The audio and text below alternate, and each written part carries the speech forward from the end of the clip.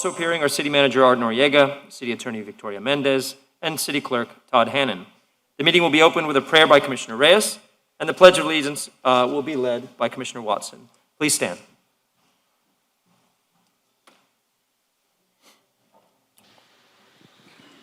Good morning.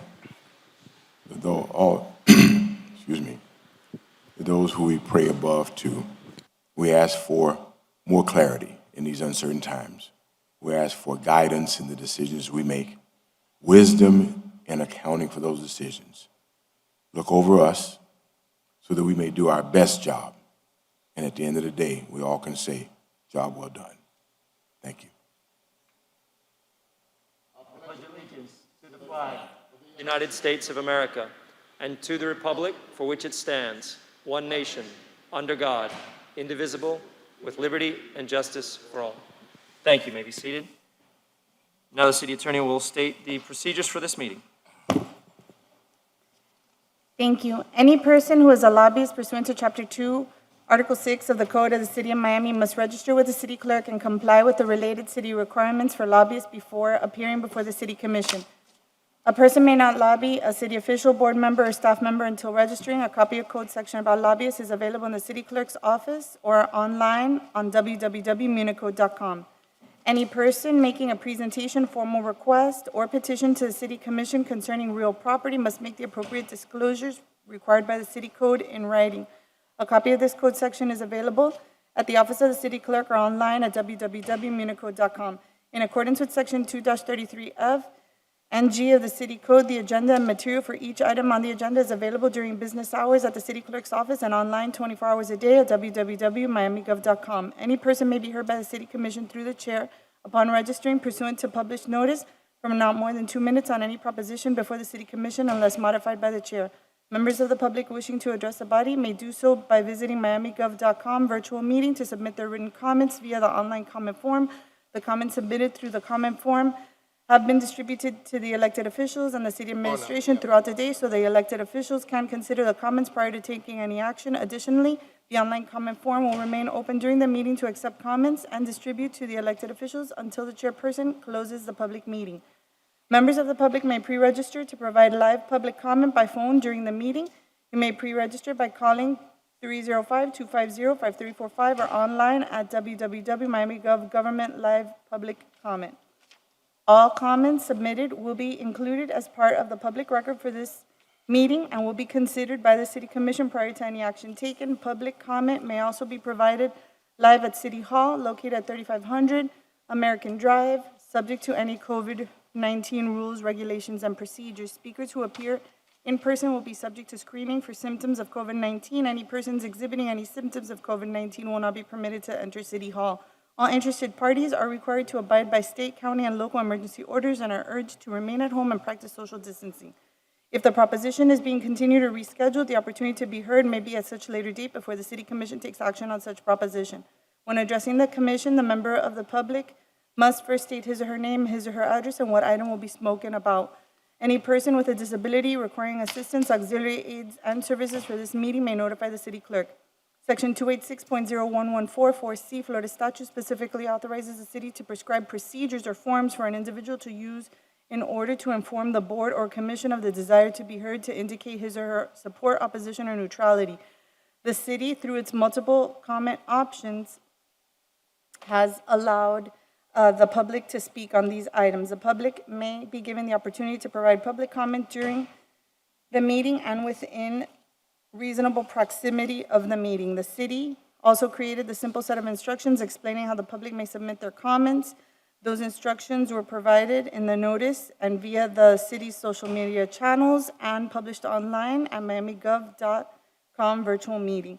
Please note, commissioners generally have been briefed by city staff and the city attorney on items on the agenda today.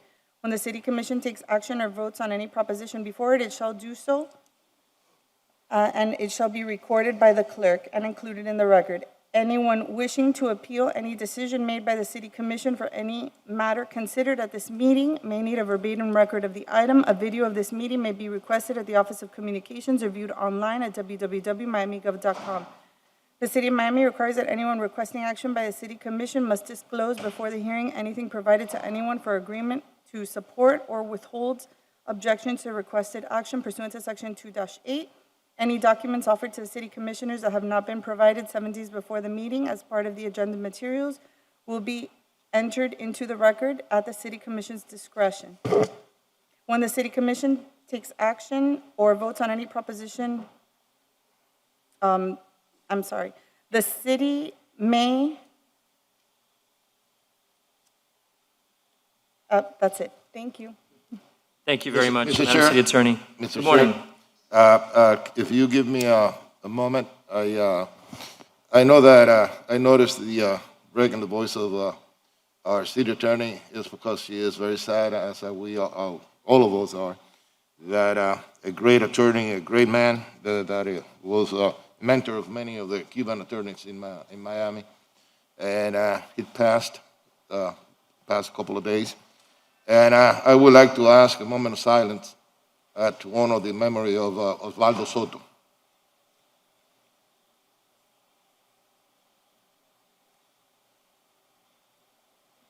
Thank you very much. Thank you, Commissioner Reyes. Thank you, Commissioner. Thank you, Madam City Attorney. I'd like to add any pocket items that any commissioners have this I have- morning to be added to the agenda at this point, and I'll make a I list have of one them. that you have in for the order of the your property, which is directing the city manager and administration to find all the resources required to provide vaccination to those the residents of the city of Miami that are homebound and that have any physical or mental impediments, and they cannot go to the vaccination facility to visit them, prepare a mobile unit, and as they did with the testing that program that they had. It was in-home testing, and what I want to do is to have an in-home vaccination, you see.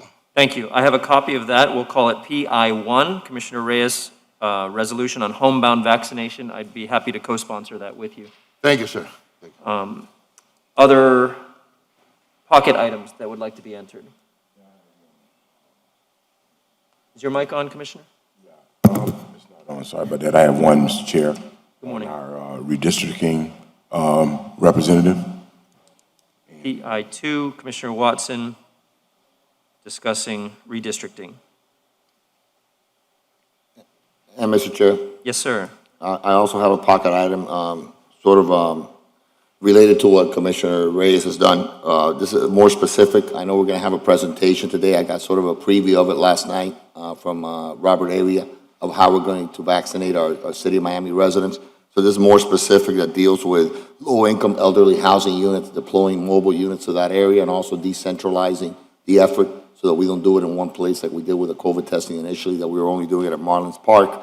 And we think a decentralization works because it allows people geographic proximity to where the sites would be. It also allows for walk-ups instead of drive-ups, because a lot of these people that are the most vulnerable citizens don't have cars, don't drive.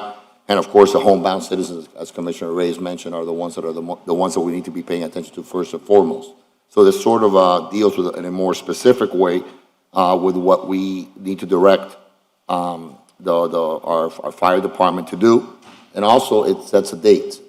We can no longer, I think, wait for next week or the following week. So it says that we need to start this program on Monday, this next Monday, January 18th.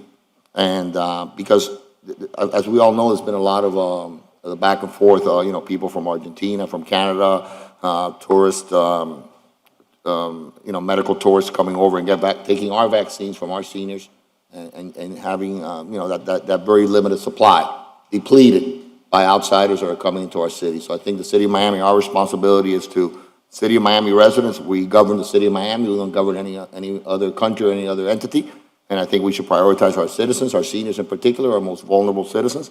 And I think the best and fastest way to get to them is to go directly to these senior housing projects and just address it. For example, I know Smather Center in Commissioner Reyes' district, a residential plaza in mine. We have a long list of centers that we could easily vaccinate the citizens and our vulnerable citizens quicker and efficiently. I know we have about 500 available vaccines. And let me just finish a minute, Commissioner. No. I just want to give a little background. I had a conversation last Thursday with Jared Moskowitz, who was the head of the Division of Emergency Management Services in Florida. And he had committed, or told me that they had committed to doing 1,000 vaccines a day, specifically to the city of Miami, starting yesterday. Now, that didn't happen. And I spoke to the mayor yesterday and this morning, and he said that he's expecting for it to happen next week at some point. But those 1,000 a day to the city of Miami should be reserved, I think, and specifically targeted to our residents in the city of Miami, obviously according to the governor's mandate or order that it's 65 and over, and that we go to people that cannot come to us first and foremost. So what this pocket item does, it's sort of, and we can probably do it together, maybe I'll amend it to yours, Commissioner Reyes, but I want to be very, very specific. When they give us their presentation, which they will later on today, I believe, we want to make sure that we don't talk about this option and that option. The Department of Health is doing that, and Jackson Hospital is doing that, and Baptist Hospital is doing this, and Miami-Dade County is doing that. I don't care about any of that. I care about what the city of Miami is going to do proactively and how our citizens, not anybody from any other nation or any other entity or any other place, comes here to get our vaccines, and how we are going to target our people first and foremost. Okay. Commissioner Reyes? Yes, I don't think that they should be competing pocket items. I think that both of them could pass. The only thing that I'm going to suggest is that to amend yours and leave the mobile part out that will be taken care of by my pocket item, and we can pass both of them. And in reference to what you are stating, I agree with you 100%. And to that effect, I've been working with county commissioners, Regalado and Sosa, in order for them to expedite the vaccination inside of senior citizens, senior residents of those hot places. Raquel just said, as far as I just said it, he told me that she was presenting a plan and requesting from the county the establishment of that program. We have to take into consideration, and I also spoke with the city manager about last week, on what they were doing in order to start such a program. And I was informed, and I think the fire chief could attest to that they were working in such a program. And that since we don't control any of the vaccine, we have to go through the state, that they were working directly with the state and Jackson and the county, trying to get the vaccines to start that program that I think it is necessary. But going back, I suggest that instead of having two competing pocket items. Well, they're not competing, they're complementary. Complementary. We might, both of them would come forward just with a minor amendment. So separate items, not joined, but amended. Yes, amended. Just amend. Okay. Well, but I think it's important because, just if you allow me. Of course. Chair, I know we're going to have a discussion about it. I know what your preference is, Chair, to hear that presentation from the fire department. But I think it's important that a distinction be made between, once again, do we have to once again go to the county commission or to the county government to get our vaccines? My conversation, there's two entities at the state level that are distributing these vaccines, right? The Department of Health and the Division of Emergency Management, correct? There's a little, there's a little bit of a lack of coordination on the state side, right? But how many vaccines the city of Miami gets, it comes straight to us. Independent of what Jackson gets, independent of what Baptist, Mount Sinai, everybody else in Miami-Dade County. What comes to us, what program do we, city of Miami, do we have in place, specifically to how many we're getting from DOH, Department of Health, how many we're getting from Moskowitz, and how many we're getting from the county? But that program, what we control at least, what we know we're going to get, we don't want to promise our citizens. I'm sure you're getting it, Commissioner Reyes, I'm sure you're getting it, Chair, and Commissioner Watson, You're getting calls every day. Yep. News reports are coming out that are saying, hey, this person from Argentina got vaccinated, this person from Canada got vaccinated, Brazil, all kinds of different stories, and that's just, it's bad press, and it's unwarranted, it's unfair, because, because other people control the supply.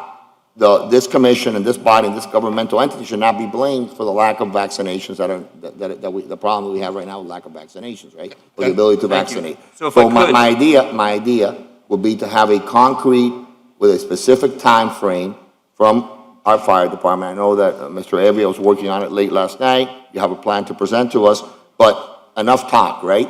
How about a plan, when are we going to start? And that's why my pocket item, that's why I did the pocket item. I want a start date. I want a moment that we're going to start doing it. I want to know how many vaccines are going to be available so we can start calling our constituents and say, hey, Mathers Center, we have 40 vaccines coming your way. Hey, Residential Plaza, we have 100. Hey, Robert King High, we have 50, right? We need to know. Yes. All right, gentlemen, just commissioners, if I could, commissioners. Well, it's important because- Just a moment. It is very important, but I'm just trying to set the order of the day with all the Okay, pocket okay, items. but just. We can actually take this one first, because it is urgent. Okay, let's do Right, that. Commissioner Reyes, go Let's do ahead. it. Let's set the order of the day and then take up the. No, You're just recognized. want to make a little comment. You're I do agree with you, Commissioner, that we have to have our own program. I mean, and what I've been referring to is not to have get somebody else the program. We need our own program, but definitely we have to get the vaccine from the governor, from the state, and that's what I was trying to say. Get the vaccine from the state and start vaccinating those people that are in those buildings, and then they are homebound. Correct. I know people that are residents that are homebound. That's why the only thing that I'm asking is just to make a friendly amendment, getting mobile, which is what I am proposing, and Yes, sir. they could complement themselves. Yes, sir. Okay. I agree. Yes, we're on the same page. Thank you. Are there any other pocket items to be entered into the order of the day? Are you aware of any, Mr. Chairman? Clerk? Madam City Attorney? The mayor has one, if he's asked for me to read it. Yes. Mayor Suarez would like to put forward a pocket item directing the city manager and the city attorney to take all legal actions to prevent non-residents of the city of Miami from receiving the COVID-19 vaccine before the elderly and vulnerable populations and the general population of the city of Miami. Got it. I would like to co-sponsor that. I think we just talked about that, but that's okay. We're good to go. That's right. Right, so that's We're P- good to go. I co-sponsor that. I want to sponsor. I think that I co-sponsor it too. I think may, Mr. Chair, it's immoral, unethical, and, downright wrong for people that have means available to them and resources available to them to cut the line, skip the line and come first. And what we've seen in the press and the phone calls we've been getting, whether it's Mount Sinai giving to their members, to their foundation, their contributors, or Jackson Hospital giving to their board members, that's immoral in my opinion. And so we need to make a very clear statement today. The mayor's pocket item, Commissioner Reyes' pocket item, my pocket item, I think we're all in agreement here that no one here is going to skip the line. First, our number one priority are to our most vulnerable, our neediest citizens, and we're going to go to them, we're going to vaccinate them. And all these reports that other entities are doing things that perhaps, some of the Baptist Hospital accepted that were doing it, that some of the foundation members were getting it first. Some people that are under 65 are getting it first too. I haven't gotten vaccinated. I don't want to set an example. I think I will get vaccinated once the people that really need to be vaccinated and the most are vaccinated first. You're different, Commissioner Reyes. You're clearly in that vulnerable group. No, I'm just. Because you're older. Not much older, but you're a little bit older than me. So I get it. I'm just kidding with you. Understood. Commissioners, I'm going to add PI4 from the mayor, non-resident vaccine schedule to the Vaccine Act that we are putting together. Vaccine Act, is it like completed now? Yes. Are there any more pocket items with Well, no, regard to that? Mr. Chair, let me just say this right quick, because I did not weigh in per se as relates to the vaccine. But I think, we should make a statement as well to all of our seniors and to everyone. I think not many people realize the history that African Americans have had with vaccines testing, right? Let me just put this on the record. for people who are vulnerable. This has not been rushed, okay? These companies were paid to put everything down and spend all the time necessary coming up with something that would work. So it's not something to take lightly. It's not something they did side door. Most doctors are saying that it's safe because they were paid to do nothing but this from the time that this happened. And I think it's important for the residents to understand that because there's a lot of people who are planning not to take it because it's a vaccine. But I think it's important for them to also understand the companies were paid to do nothing but this. So rather than the normal time they would take to come to market with a drug, they were paid to do nothing but this, to come to market with this drug. Thank you. Now I'd like to ask if the administration has any items they'd like to see withdrawn, continued, or deferred. Chairman, I'm sorry, really quick. I think that Commissioner Carollo also had a pocket item. I don't know if he wanted us to read it. If you've got it beforehand. handy, please read it, and I'll add it to the list right now. I believe he'll be coming shortly, but I just wanted to put you on notice. I'll He put it has up, one. okay. I don't Yeah, have a that'll copy. be PI 5 from Commissioner Carollo. Thank you so much. All right. Mr. Iaquaba, you are recognized. Yes, good morning, Mr. Chairman, Mr. Vice Chair, Commissioners, Madam City Attorney, and Mr. City Clerk. At this time, the administration would like to defer and/or withdraw the following items. To be withdrawn, CA 11. To be deferred to February 25th, PH 4. To be deferred to February 11, PH 7.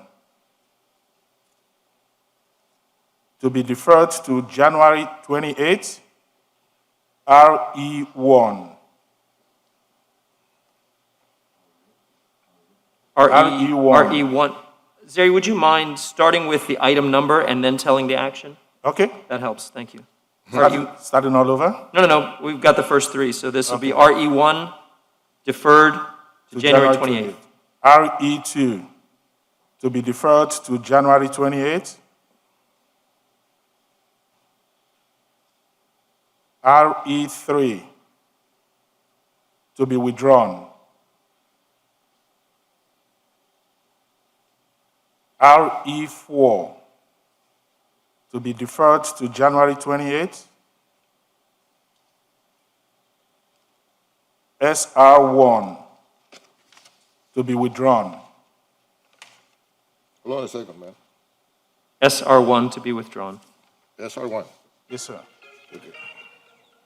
FR 4, to be indefinitely deferred.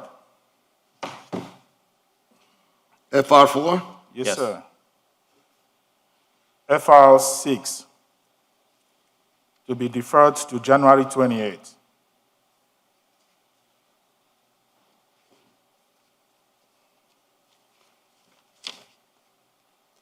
I guess that would be it, right? That'll be it. Yes, sir. Are there any items that the commissioners would like to see continued, deferred, or withdrawn? Are there any co-sponsorships Yes, that when would? I pull, I'm sorry, Mr. Chair, I was trying to find a number. I'm sorry. Commissioner Watson, are you? Yeah, I'm sorry, am I on? I should be on. Yes. I just want to make sure we pull CA 14. Members of the public can have a short video for that before. I'll gets pull it for considered. sure. CA 14. Okay, so make sure that both that one and also, I'm sorry, FR 5. I think the gentleman is coming, and so I want to make sure he's here when it gets read, please. Got it. Just let me know when he's arrived. All right, thank you. I'm sure we'll all know when he's arrived. And then we'll take that item up. Are there any co-sponsorships, Mr. Clerk?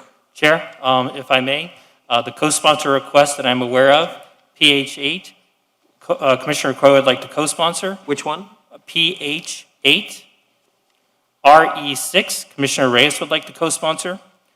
RE7, Commissioners Russell and Corroyo would like to co-sponsor. FR1, Commissioner Russell would like to co-sponsor. FR5, Commissioners Carollo and Reyes would like to co-sponsor. And RE5, Commissioner Reyes would like to co-sponsor. Got it. Could And you, Chair, if I Yes. may, Commissioner Carollo wishes to sponsor the COVID-related pocket items that have been brought up. the vaccination? The pockets, the vaccination ones that have been brought up by the He's mayor, watching somewhere. D1 and D4. Mr. Watson also. I'm sorry, D1?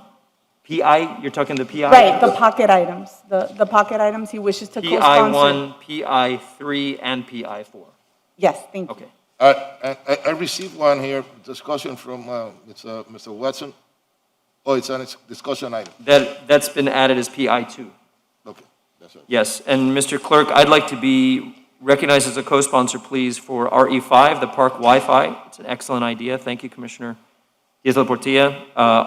RE6, the Made in the USA resolution, and RE9, as well as FR5. So RE9 is the urging of the Omni, and the FR5 is naming of the field.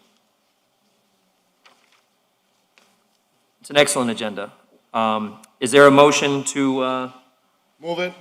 I Accept want the to- order of the day. I want to co-sponsor. if I may. Yes, of course. PH8, the tennis? the Yes. tennis. Yep. I want to,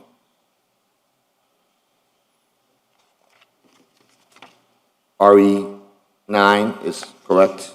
That's, I'm not going to co-sponsor RE9, so skip that one for now.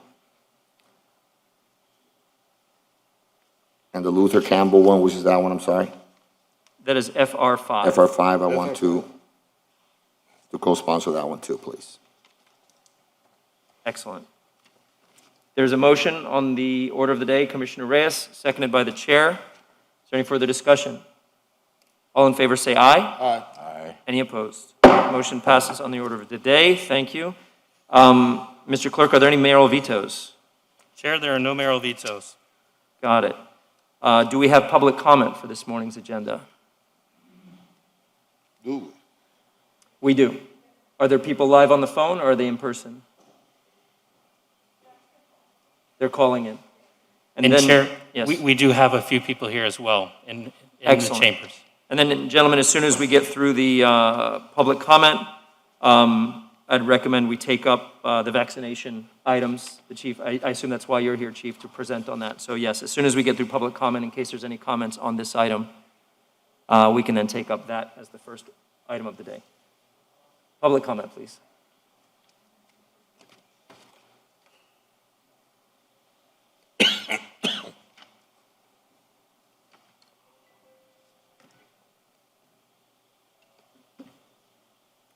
Hello, you're on. Hi. Hello, good morning. Good morning. You have 2 minutes, please. Hi, thank you. Yes, sorry, can I speak? Yes, if you could just state your name and the item you're speaking on, and you have 2 minutes to say whatever you'd like. Perfect, thank you so much. My name is Antonio Andrade. I'm calling because of the item DI.3-8299. My address is 2258 Southwest 16th Avenue. First, I would like to thank you, the Commissioner, and everybody present. I apologize for not being physically present there. The reason for my call is to express my strong support for the closing or partial closing of our area related to this item. Very briefly, I've been living here since 2008. We live in a very small community of houses, and I've been witnessing for many years the increased excessive traffic of cars and trucks cutting through my street to reach either US 1 or reach Coroway.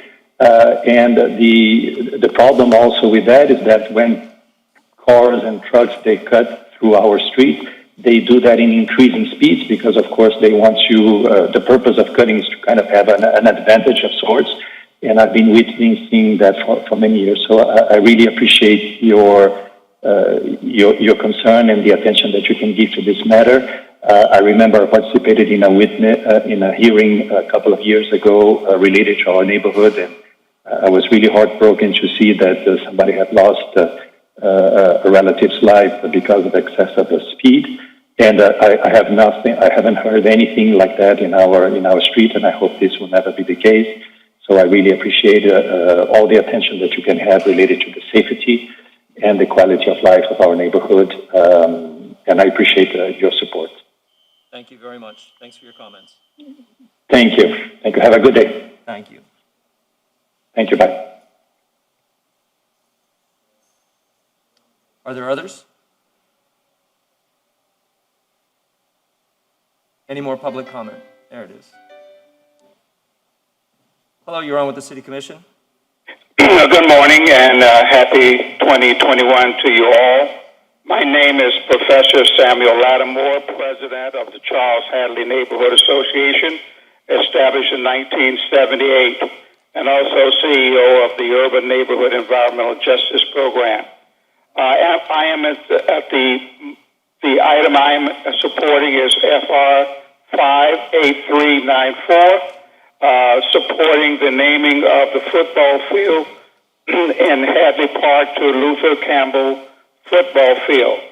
Mr. Campbell has been involved in youth activities that I've known about for the last 35, 40 years. And I think it's a fitting recognition of all that he has done for the children, not only in Liberty City, but throughout Dade County. So I am supporting that item. Thank you very much for your comments. Next call, please. Good morning, you're on with the City Commission. Hello, Commissioners. Good morning. Thank you for taking my call. My name is Stephen Tuzanoff. I live at 1622 Southwest 23rd Street, Miami 33145. I'm calling on item D1.3-8299 in the Silver Bluff traffic issue. I've been a resident here for going on 6 years, and the issue that we have is just the bottleneck and funneling from Coral Way, US 1 in the mornings. People heading to work downtown, they like to turn on 17th. Many of the maps and navigation direct people to do that. If anybody's looking at a map, you can see from 22nd through 22nd Terrace all the way down to 24th, there's 7 streets. But once you get to 17th, there's only 1 street. That's ours, and that's where people cut through. The traffic has been so bad in the mornings, I have to bring my kids out one at a time because the cars are speeding down the streets. People getting aggressive, giving me the finger, rolling their windows down, yelling at me in front of my kids while I try to back out and take them to school in the mornings. The same thing in the evening. People leaving the downtown area, and it's just a fight every day. We've had people running over the curbs, hitting trash cans, hitting cars as they try to go down the street, which is quite narrow. And oftentimes when you go to leave, the traffic is back down the whole street from the stop sign all the way through the roundabout where you can't even back out. People won't let you out often. It's a complete nightmare. It's just not feasible to have seven lanes, including US 1, pour onto one street, which is Southwest 23rd. I'm really hopeful that they can do something to at least block the end of that street, have one-way direction or one-way out. This would greatly alleviate the traffic and the congestion and just the pure anger issues that everybody's having on The 2 minutes have expired. traffic trash days where it's just virtually impossible to leave, to get out. Understood. Thank you very much for your comment and your call. The 2 minutes has expired, but we get exactly what you're saying. Appreciate your call. Thank you. Thank you for your consideration. Stay safe. Next call, please. Good morning. You're on with the City Commission. Yes.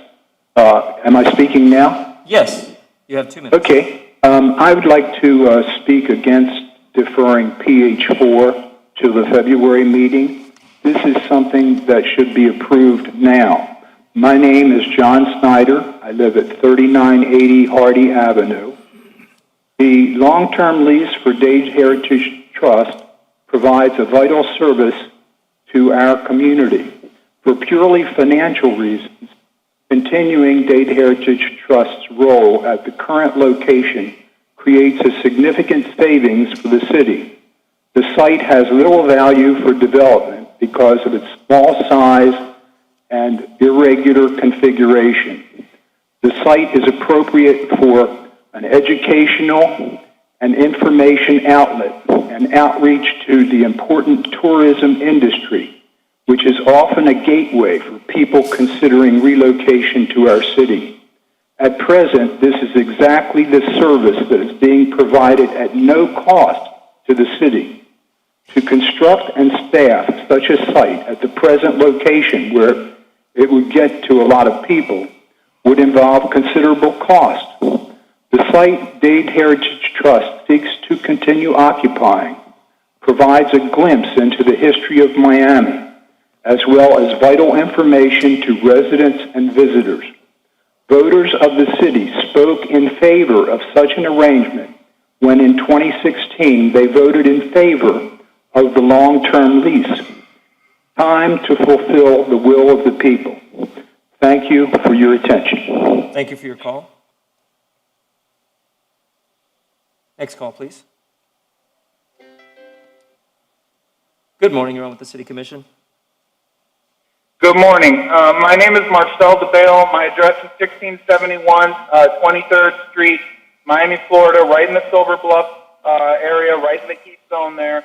And I'm calling, obviously, about the Silver Bluff traffic issue, DI.38299. I'm just going to make 3 quick points. The first one, thank you for letting me be heard, and specific thank you to Joe Carollo, to Beba Mann, and to anyone else who cares about the citizens of Silver Bluff and our severe traffic issue. Thank you for staying focused on this. My second point is a specific no thank you, a specific non-thank you to the government no machine, the government that's the people there who are concerned only with saying no. Beba came with an excellent idea to protect this neighborhood, and it's been years now, and I know that we're getting some resistance. I don't know why we can't just have what Coral Gate has. They've improved their life tremendously, and that's what the residents of Silver Bluff want. And the third and final point that I want to make is my understanding that around the same time that the commission voted for the Silver Bluff traffic measures, just some modest measures, putting up some barriers in some key areas, they voted for lifetime pensions for themselves.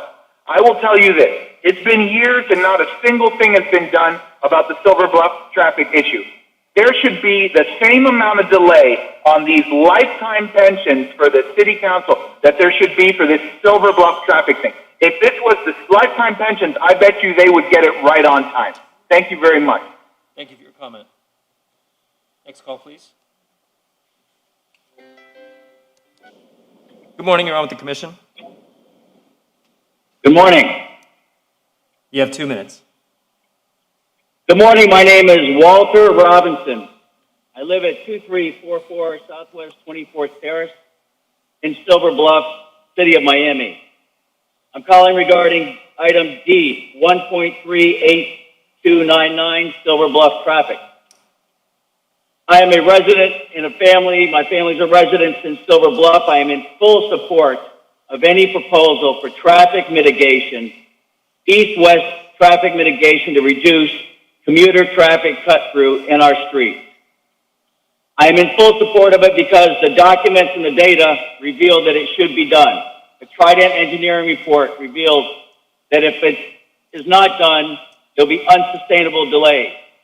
A resolution written by Commissioner Reyes, sponsored by Mayor Diaz, passed unanimously stating that it's life safety conditions in Silver Bluff and it must be addressed.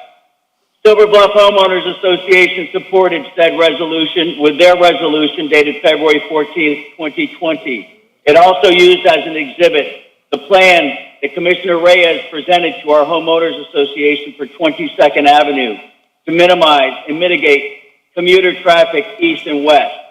That commuter traffic is also documented by City of Miami police citations, which clearly can demonstrate through statistical data that the majority, upwards of 80% of the traffic on Southwest 24th Terrace and other streets in Silver Bluff are non-residents. That is unacceptable. Thank you, City of Miami Commission. Thank you, Commissioners and Mayor, for understanding this condition. Our County Commissioner, Eileen Higgins, has a different agenda for some other reason. Her agenda and plan is completely contrary to any scientific data, statistical reports, or majority resident input. Thank you very much for your time. Thank you for your call. Next call, please. Good morning. You're on with the City Commission. You have 2 minutes. Thank you. My name is Aaron Gordon, and I'm a resident of 2264 Southwest 16th Avenue. I'm calling about traffic calming in Silver Bluff. Been a resident of this neighborhood for 12 years, and the traffic gets worse every day. We have 2 children, and we're afraid to let them play outside because of speeding, reckless driving, commercial trucks, and cut-through traffic. More than a year and a half ago, the City Commission unanimously passed a resolution to support traffic modifications and road closures at intersections in our neighborhood. All this time has passed and nothing has gotten done. So we're asking the city to take action to keep our children, families, and seniors safe. For a year and a half, we've been watching other projects in the city get completed, but our streets are just sitting there falling victim to unsafe drivers. Please, Commissioners, help us by instructing the city manager and the administration to take every possible step to carry out the will of the Commission. You wouldn't tolerate this in your neighborhood, so please don't tolerate it in ours. Thank you. Thank you for your call. Good morning. You're on with the City Commission. You have 2 minutes. Good morning, Mr. Chair, Vice Chair, and Commissioners, and Happy New Year. My name is Terrell Fritz, resident at 111 East Flagler Street and Executive Director of the Flagler Business Improvement District. On behalf of the BID Board, I would like to speak on 3 items. PH5, I ask you to please defer the Olympia Theater discussion. There's an exciting potential for up to $750,000 in recently approved federal COVID relief funding for the Olympia, which could cover the city expenses and future creative programming through June 2022, and we need time to explore the possibilities. Please pass RE7, extending the restaurant recovery program to September 30th, 2021, to assist our struggling downtown restaurants with no additional fees. In addition, please amend FR3. The scooter companies have publicly admitted they don't have technology to govern 15 miles per hour in the street and 7 miles per hour on sidewalks. So if the scooter initiative is going to move forward, just set the speed limit to 10 miles per hour everywhere. Finally, I want to thank you all again for the hard work you're all doing to keep us safe in these challenging times. Thank you. Thank you for your call. Any others? That's it. Is there anyone here who would like to speak in person on any of the items on today's agenda? Is anyone here to speak on any of the items? We're open for public comment at this point for the morning's agenda. Mr. Clerk? Mr. Santangelo, were you going to provide your public comment during this period? The communications has the video we're going to play. That's for FR5? CA14. CA14. Oh, yes. Thank you very much. We'll do that at the item. Oh, okay, at the item? I think Understood. that's fine. Understood. All right, then we'll be closing public comment if there's no one here with any further comments. Commissioner Carollo, good morning. You have a pocket item you'd like to add? I do, and I appreciate that the commission waited for the pocket items for my arrival. I have a pocket item that is different than the one that's being presented. It has to do with COVID shots. I have been in conversations with Mayor Cava and Chief Rawlinson, who's the emergency management chief for Mayor Cava. The county is looking, well, let me go back. First of all, I think we have to understand the realities that we're living. We're getting very few vaccines to our county. So how much the county, therefore us, could do with the county is going to be very limited for the meantime until more vaccines come into play. So what they've asked me to do is to confirm 2 sites that the city would like so that they could begin the only thing that they're going to be able to do the quickest, which is the drive-through shots. There are 2 locations that we have discussed. One is city-owned property, one is county. So my resolution will be to request of the county and endorse the amphitheater location that they have on Flagler as one site. That's in your district, Commissioner Reyes. And that the other would be that we ask them to do it in the north end, a city-owned facility, Hadley Park, which has plenty of room to do what we need to. Now, part of the problem that we have for giving the shots is that this is not like the drive-through testing that we'd have before. You take your test, you move on.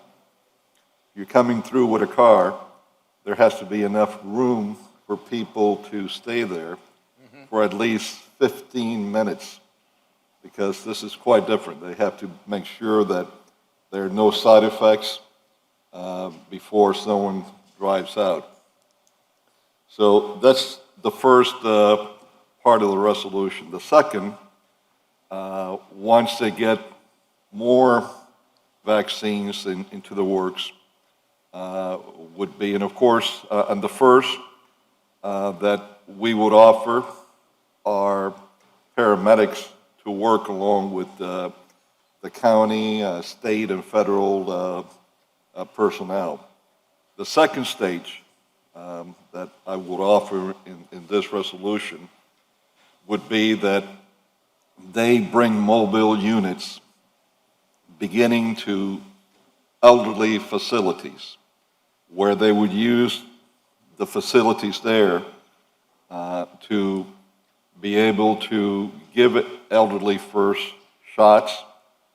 They could sit in different lunchrooms that are not being used now or locations, and we will be looking for areas that have a high concentration of elderlies, either living in the place or that can come to that place, residents of the city of Miami. For my district, and we shouldn't put too many, I would suggest that we do a couple for each district. I don't think Commissioner Russell has as many elderly residents in his district, so he might do 1, and Commissioner Watson can then do 3, because he has a very large district.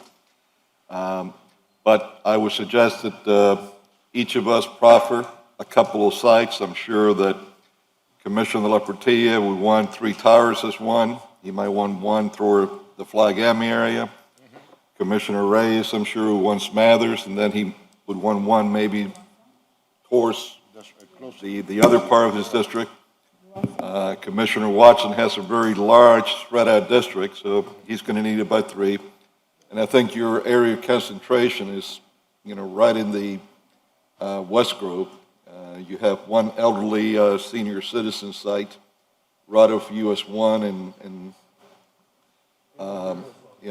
37. We have one in Brickell as well. Yeah. So if we, once I bring up this resolution, if each of you could proffer at least 2, no more than 3 sites, I think all of us could handle 2. Commissioner Watson's got a much wider district, so I think he would need 3. So we could include these as the priority ones to start with, once they have ample supplies above and beyond the drive-through facilities that we're proffering. And of course, I'm glad our fire chief is here. you would look at all these sites, Chief, and report to the county, to Chief Rollison, whom has told me has had a very good relationship in working with you, so I'm very happy to hear that. And let him know, what we have found in each of these sites, so that when they're ready, we don't waste any time, and we could immediately, start going. And what I think we're all in agreement with, that our senior population needs priority in this. Unfortunately, unlike COVID testing, it is going to be a real challenge, certainly in the early stages, but it's going to be a challenge early, middle, late stages to go to each residence for those inbound seniors. But I think we nevertheless have to hope that we could come up with something that will work. So that's going to be my resolution. Got it. The only thing is that each of you are going to proffer 2 locations for each of your districts. Commissioner Watson, I think, will need 3 because of the size of the district. And we will be requesting from the county Hadley Park and the north end, and the Dade County Auditorium site in the south end as the 2 drive-through facilities for shots that we're requesting in the city of Miami. Frankly, we don't have too many other locations. The only thing that I would suggest that we discuss, but I don't want to make this controversial,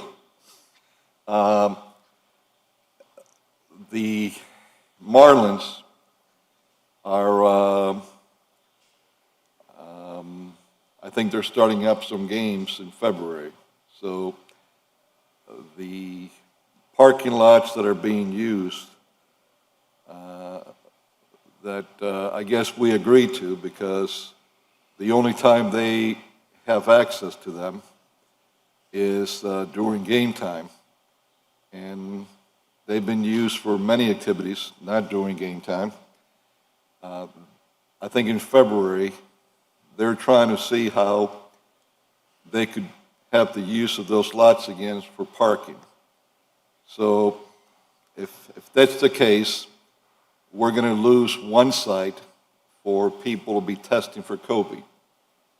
So I don't necessarily want to include this in this motion unless you all would want me to, but one possible site that's a little out of the way, but is close enough to all the 95 to get in and out highways, that's big enough to do something of that sort, would be Marine Stadium. I don't know, and I suggested that if that's done, that we're going to have to waive tolls for that time. But if you want to include this site as a third potential site that they could use for either or both, you'll let me know. If not, I'll just leave it in the 2 other sites. I think it's a good idea. I think we'll have more sites than vaccine at this point, but. Yes. I'm going to add that as PI 5, Commissioner Carollo's addition to the Vaccine Act of the City of Miami.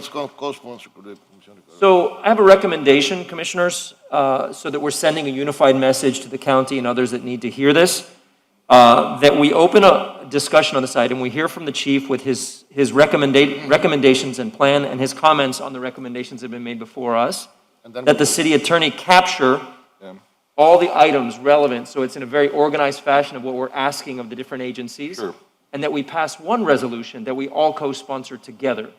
That would simplify things, since we're all really on the same page here, but everyone has brought unique ideas that are very I have no problem with that, and I think you will find that what I brought up is part of what our fire chief has been in conversations with the county already. So They just wanted for us to do precisely that, to speak in one voice as to what we want, so that we could move forward in a new era of cooperation between the city and the county in the most important issue that's before any of our governmental bodies today. Thank you. So we're taking up PI1, PI3, PI4, and PI5. Chief Zeralban, you have the floor. Thank you, sir. Chairman, Commissioner Joseph Zeralban, Fire Chief, Department of Fire Rescue. As you can imagine, over the past days and weeks, we have been attempting to coordinate with our partners at the federal level, the state level, the local level, and it has been challenging to say the least. Due in large part to those challenges that we've been experiencing, we felt it necessary to develop a plan, which is essentially a roadmap.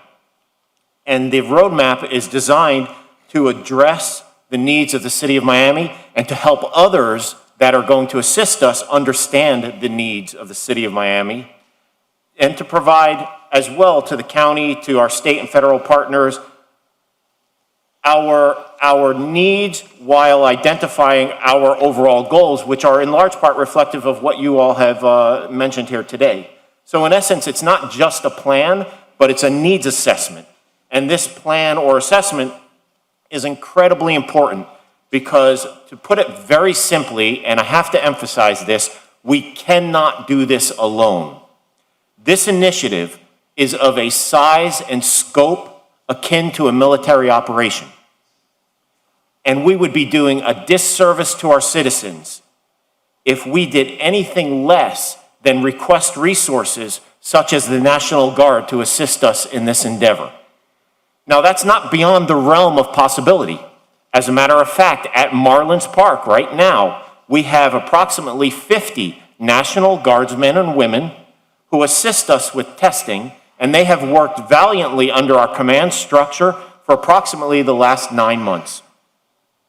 At this point, with your permission, I'd like to briefly discuss the plan that you have in front of you in broad strokes. Initially, you have an introduction and a problem statement. And one of the most important elements of this section is that it identifies the fact that the program will not be successful without the collaboration and the partnership of the county and state emergency management, as well as the Florida Department of Health and private organizations. Then we briefly go on to discuss City of Miami demographics. And we speak about what makes Miami unique, such as our elderly population. And we've already spoken about how vulnerable our elderly population is. And also our challenges related to income, both of which make it more difficult for our residents to access points of distribution. Additionally, recognizing that we represent approximately 17% of the county population, but represent about 25% of the overall positive cases. Next, we get into major points of distribution, otherwise known as pods. These are intended to target individuals or target participation by vehicle. We have identified 3 main sites. The first site is the largest site, which is Marine Stadium on Virginia Key, which the commissioner had mentioned. Why? Because of the size of that site and the capability with regard to volume, we estimate we could put through, again, assuming we have the given resources or the needed resources, approximately 47,000 people a week. Next, we have Miami-Dade County Auditorium at 23,000 a week.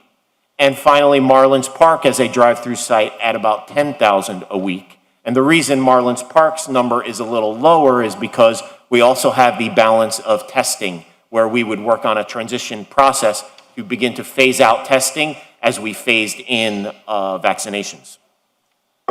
Then we identify walk-up vaccination sites. We identify 7 within this plan. The Manuel Artime Theater, Hadley Park, Regatta Park, Duarte Park, Jose Marti, West End Park, Curtis Park.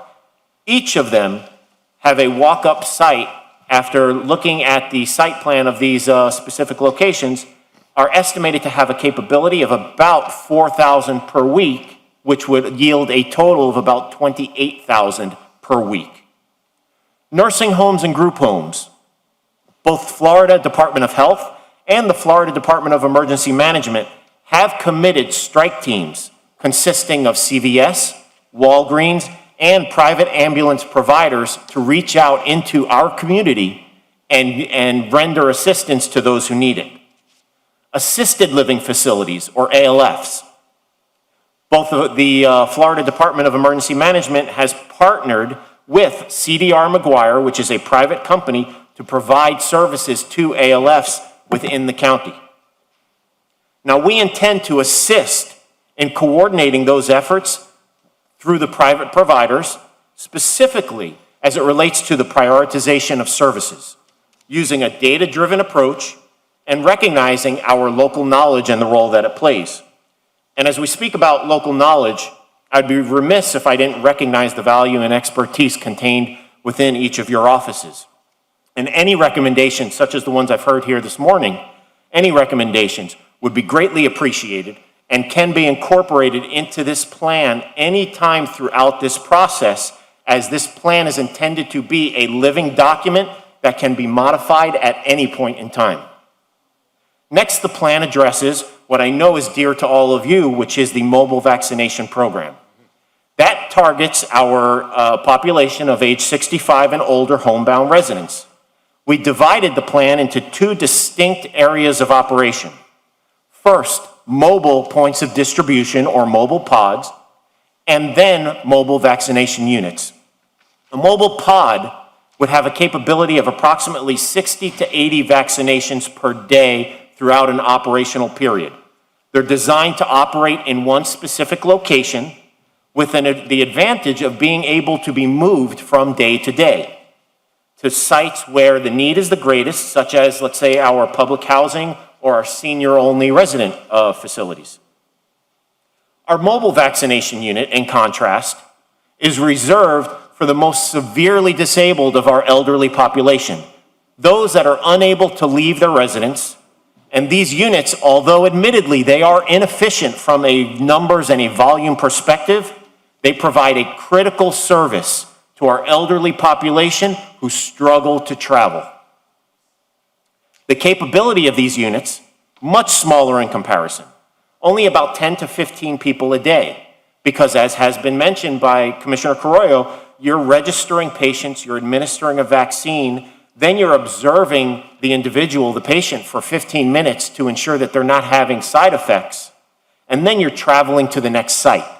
So the average time is 30 to 45 minutes per patient. Again, not very efficient from a numbers and volume perspective, but a critical need throughout the community. The inefficiency of that particular service, of both services actually, as you compare them to the drive-through sites, they demand an effective transportation plan just to address the sheer volume that accompanies an endeavor of this magnitude. And it's with an overall goal of leveraging both public and private partnerships with a goal of transporting as many people to our walk-up sites as possible. And then what remains are the truly vulnerable population that require the catered service. And the plan goes on to identify the utilization of schools for children when we get to that point. But to be honest, we didn't include much detail in that because we fully expect the school board to engage on this issue. So in summary, you can see that we've developed a robust plan, but it requires a whole of community approach. It's of a size and scope that no one entity alone could do, and it would just be simply overwhelming, cost prohibitive, and incredibly resource intense. But the beauty of the plan is that it can function as a menu where you can select services based upon need and based upon the resources that have been provided by both the federal, state, county, and our private partners. For example, we were informed by the state that they would like us to be prepared to retool Marlins Park, and initially they asked us to open by Monday, this Monday.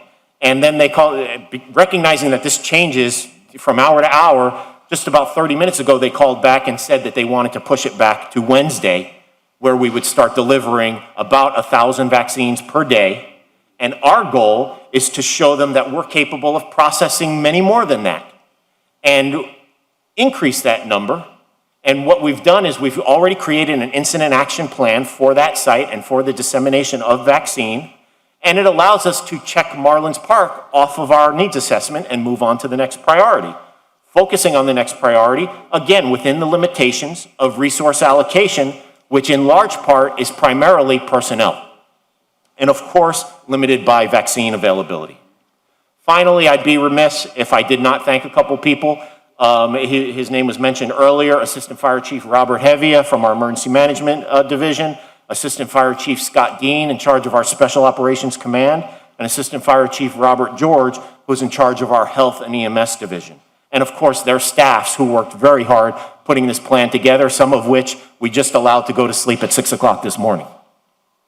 As well as the city manager, all of you, our elected officials, for your unwavering support. Obviously, you can understand that this is going to be an incredible undertaking, and we couldn't do it without the entire team being on board. So again, we thank you, and I'd be pleased to answer any questions you may have. Chair? Thank you. Yes. To the chair. Commissioner Reyes, you're recognized. Chief, I congratulate you. I think you have captured the concern that every one of us had here. And you had concentrated in this plan. My question is, how feasible is it to implement this plan, and how fast can we do it? Because I know there is a shortage of vaccines, and I think that that's going to be the major constraint implementing this plan. And the magnitude of the plan, it requires a large number of vaccines. And also, a question, what type of vaccine? Because since I had information that certain areas or certain sites cannot be, they are not able to provide the Pfizer vaccine because they don't have the ability to keep them at the temperature that they should be. And we are going to get different type of vaccines according to where they're going to be, the program is going to be implemented. Yes, because Moderna doesn't need the type of refrigeration that the Pfizer needs. You're absolutely correct, Commissioner. Thank you for the question. First, to your first point, timeline for implementation. We expect to submit this plan to the county today.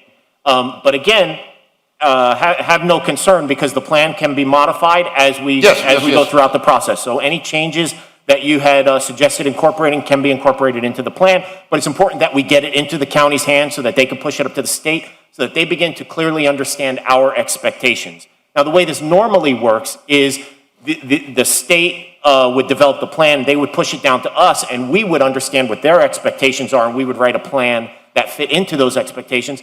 But it's kind of working a little backwards, so it's going to take them a little time to digest our plan and determine what elements of our plan they can meet. So the timeline is dependent upon our county and state government. Okay, so my congratulations has to do with the fact that instead of us sitting down and waiting for the state to draft a plan and give it to us, we took the initiative, or you took the initiative, the city took the initiative, and we developed a plan and we're saying that this is what we're going to do.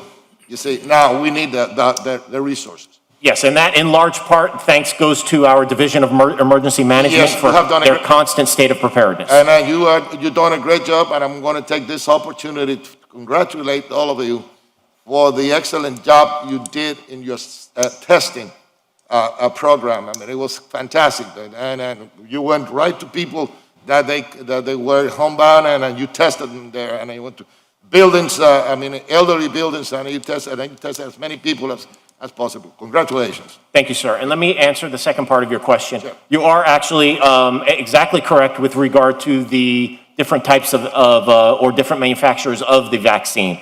Pfizer does present a little more of a challenge for us in that it requires a much colder temperature to keep that vaccine in storage, and it's on the order of minus 70 degrees Fahrenheit. Now, we do have, just due in large part to the foresight and preparation of our Health and EMS division, We do have a freezer capable of reaching those temperatures, but we only have one.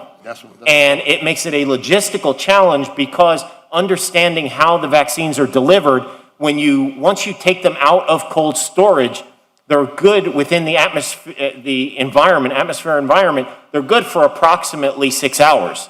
And you have to use or dispose of them. So it's a fine balance keeping them in either frozen or refrigerated environment and taking them out at a point that you know you're going to distribute them. Otherwise, if you take them out and you don't have the audience that you thought you were going to have, you are expelling some valuable product, which is something that we want to avoid at all costs. So yes, Pfizer does present a challenge for us, and although we would, if offered, because usually you don't have a choice, if offered Pfizer, we would most likely at this point in time, now that we have a plan in place, accept it, but we might have to regulate how we choose to use it. But also keep in mind that the tracking is potentially a nightmare, because if you give someone Moderna, you have to go back and give them Moderna. If you give them Pfizer, you have to go back and give them Pfizer. So it's really a juggling act. That was my question. And I mean, both of them require 2 shots. Yes, sir.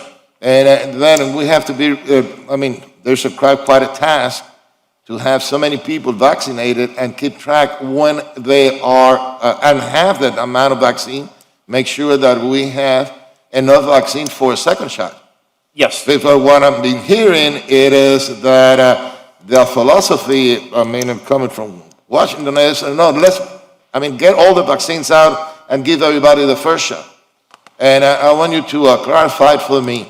If you get the first shot and you don't get the second shot, then it is like nothing. You're not properly doing it, and you might not be immune, right? Well, that's an excellent question, and let me clarify some points on that. As far as efficacy, the Pfizer has not performed any studies, but Moderna has, and the assumption is Pfizer would be equivalent.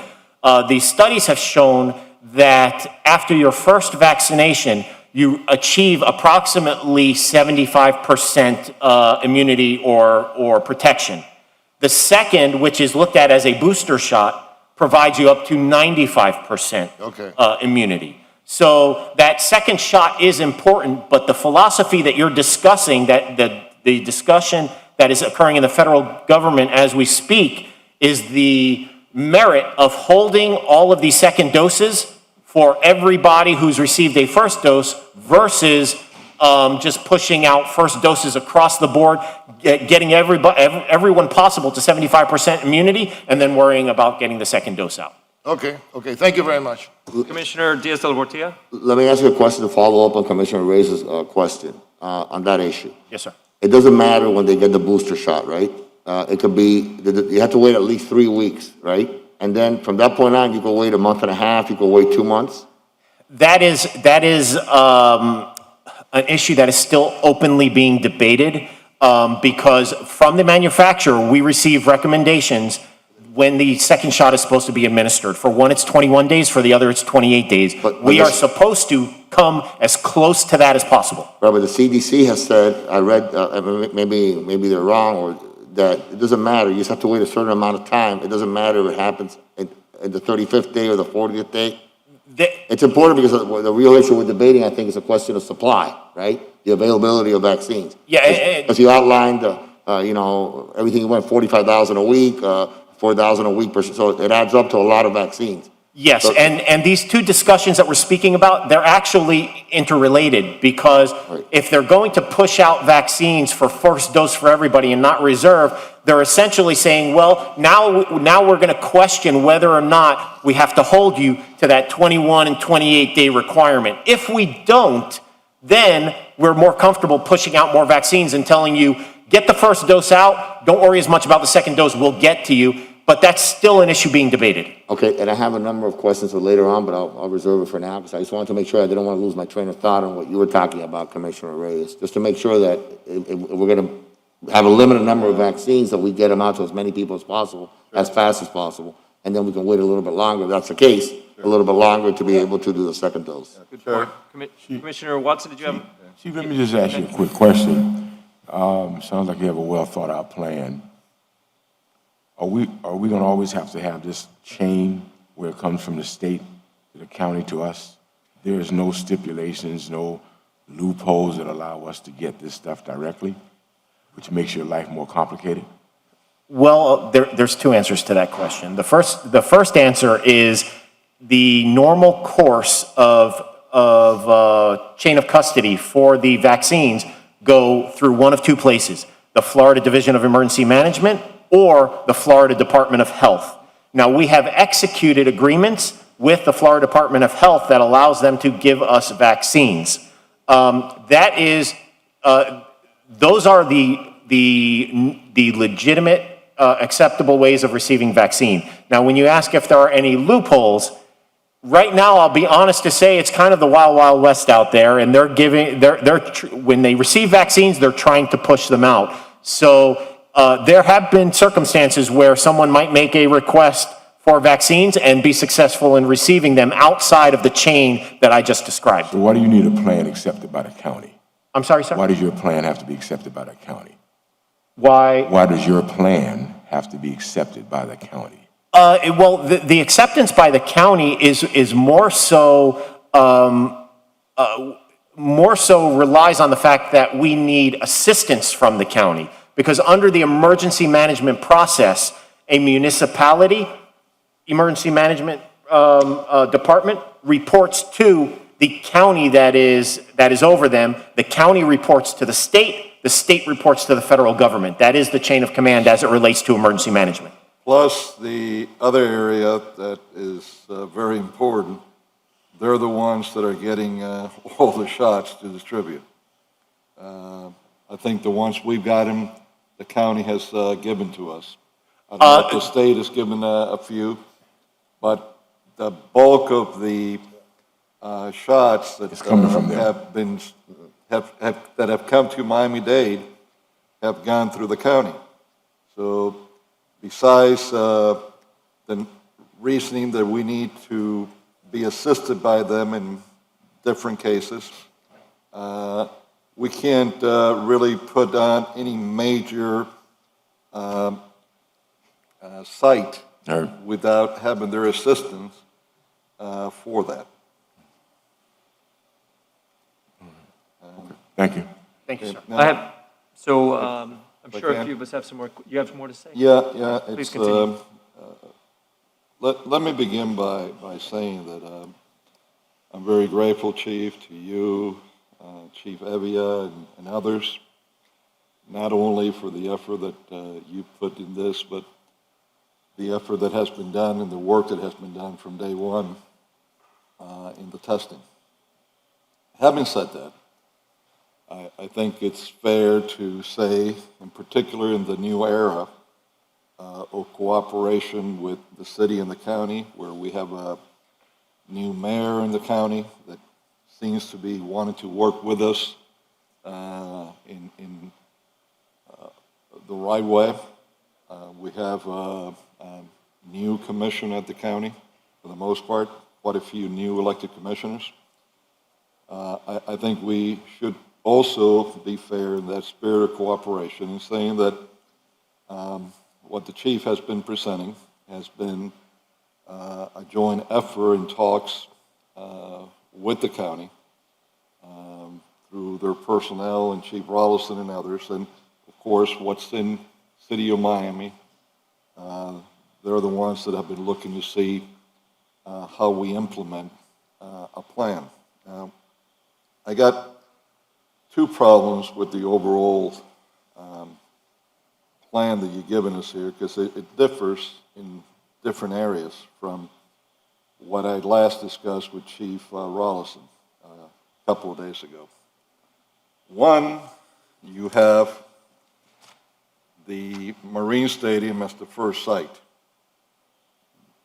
That was a site that we discussed, but not the first site. Then you have Miami-Dade County Auditorium as your next site, which is the one that we were speaking with with the county, and the county was telling me about first and foremost. And lastly, you have Marlins Park. Dade County Auditorium, Marlins Park are very close to each other to begin with, but we cannot have, in a city like ours, 3 sites that are in the south, and we're having no sites in the north end for drive-through, where we have the greater majority of our African-American population, and therefore also the greater, or at least half, of our non-Hispanic population that would go to Hadley Park. Like I saw people from that whole Biscayne corridor on the other side coming for the testing when we open up that site.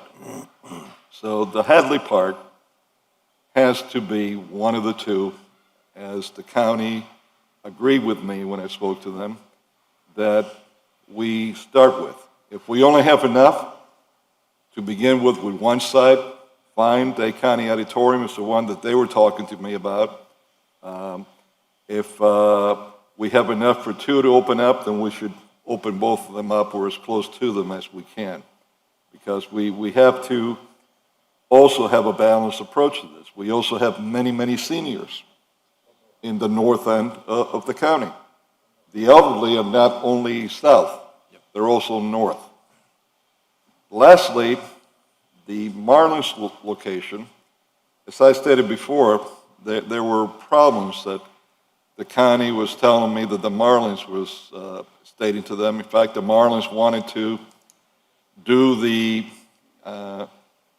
shots implementation in the garages, which was impossible to do. And I think you're aware of that one. But here's the biggest problem that I have with the Marlins location, besides being so close to the Dade County Auditorium site.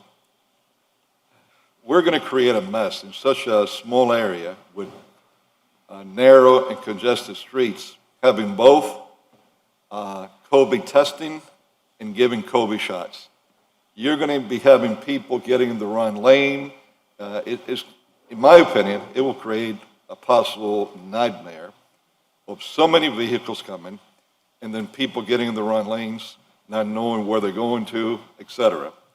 So I think in a site like this, we either have to do one or the other. Either we do testing or we do shots, and then we move to Dade County Auditorium, whatever we're not doing in Marlins Stadium, which is basically what I had discussed with the county, and that's why we proposed what our discussions were.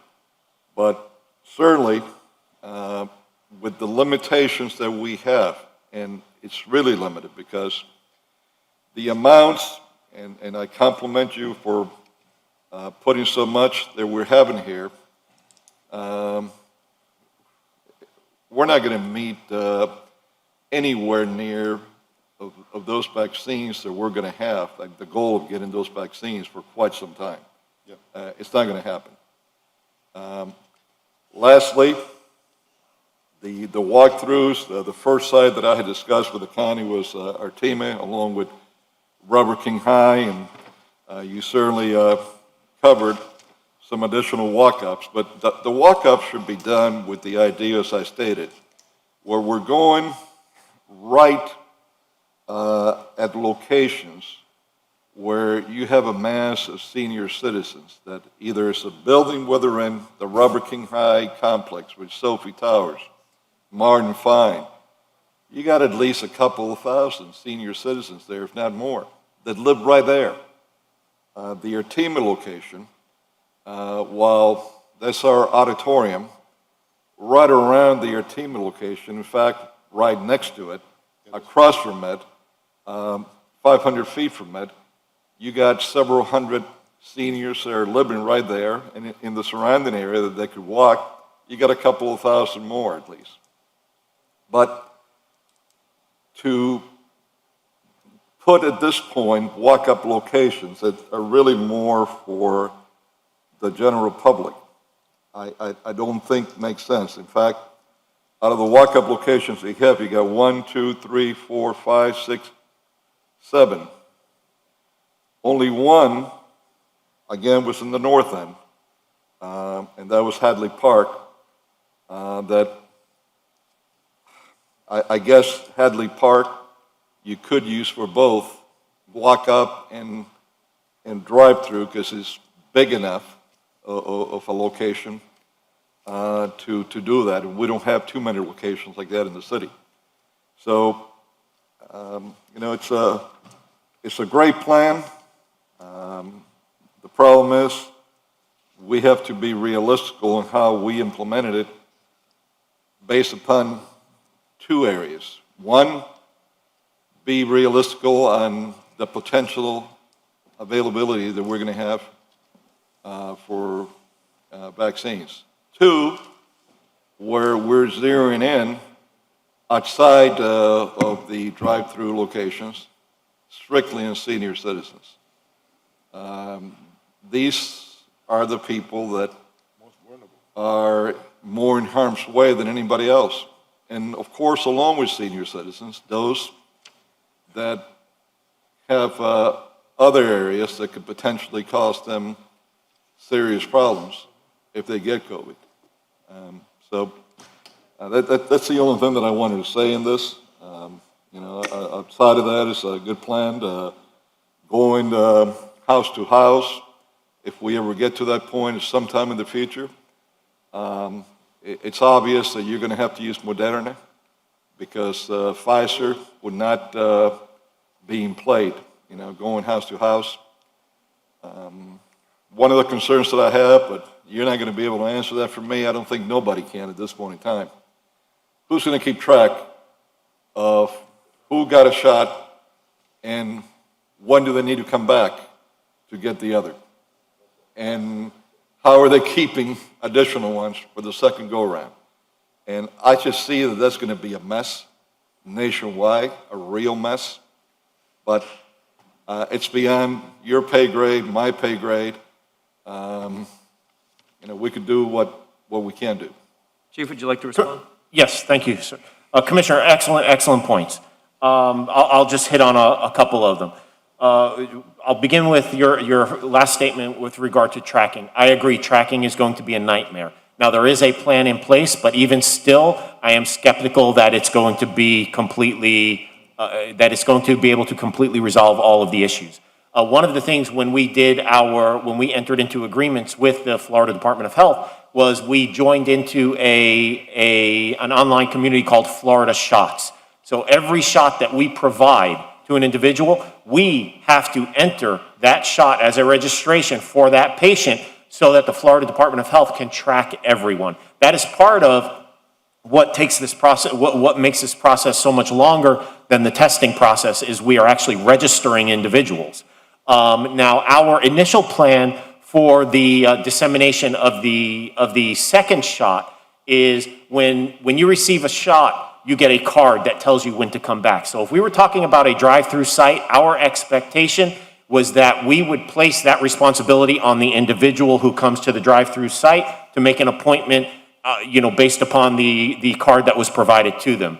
Now, when we're talking about our senior, our elderly, where we're actually going out to them, we were going to take on the burden of that tracking for them to make sure that we came back within the specified period of time in order to give them their second shot. Again, a lot of specific details that go hand in hand with this, and I agree it will be a nightmare to track, but we intend to do our best. On paper, Chief, it looks great. My mother used to have a saying that paper would hold as much ink as you put into it. El papel aguanta. Yeah, something like that. But let's say that I get a shot tomorrow. I don't want anybody to get excited, but I might. And you might have to. I get my card that says, okay, you call back at such a time. Who knows if I call or I go on the internet or have someone go on the internet for me to get me my second appointment, what I'm going to be told, if I'm going to be able to get through, if they're going to have the vaccine. If someone's not going to screw up, and I got Pfizer, and then what they're going to want to give me is Moderna, and then I don't know what the heck is going to happen, you know? So these are the kind of stuff that I'm concerned about, and the only thing that I would suggest is that whatever we do in the city, for the sake of our residents, if we got to hire people, chief, if we got to pay overtime, whatever we got to do, we do it. We keep track ourselves, and we try to have sufficient vaccines put aside for the second go-round, so we could be calling our own people back and having a line for them to be able to get a hold of us directly too, so we could assist them. Because frankly, I've seen enough of the state throughout the years that everything the state does, and I don't care what party's been in power or not, it's always the same. It's a mess. And there's never enough personnel. I don't know where the heck the dollars go through, but whatever department you look at, they never have enough personnel. They get paid the worst. So I don't have much confidence in the state, in the past, in the present, or in the future, and I don't care who's in command, who's in power. That's the state. Understood. And a final note, Commissioner, on the sites that you had mentioned and the order of the sites. It's important to point out that those sites were not in any order of priority. They were only in order of volume of capability, and we are absolutely open to any other sites that you would like to be added or replace existing sites, and it would only take us about a day to do a site plan on any recommended site you may have. Again, Chief, what I'm suggesting in my resolution, each of us knows the area where we have the biggest concentration of seniors in our district. So for each commissioner to give you 2 key locations in their district that are senior-oriented sites. And that's the difference between the majority you put here. It's a general, I'm talking senior-oriented. As I stated, District 3, there's so much wider, 3 to be able to do it. And you'll have time to do those tests because we're not getting to that anytime soon, at least not in the next week or two. Right. And then that we choose 2 sites, one in the north end, and I'm suggesting that Hadley be opened up as a drive-through. That doesn't mean that we can't down the road open it up for a walk-up also, but that's suggesting that we're going to need from the district commissioner.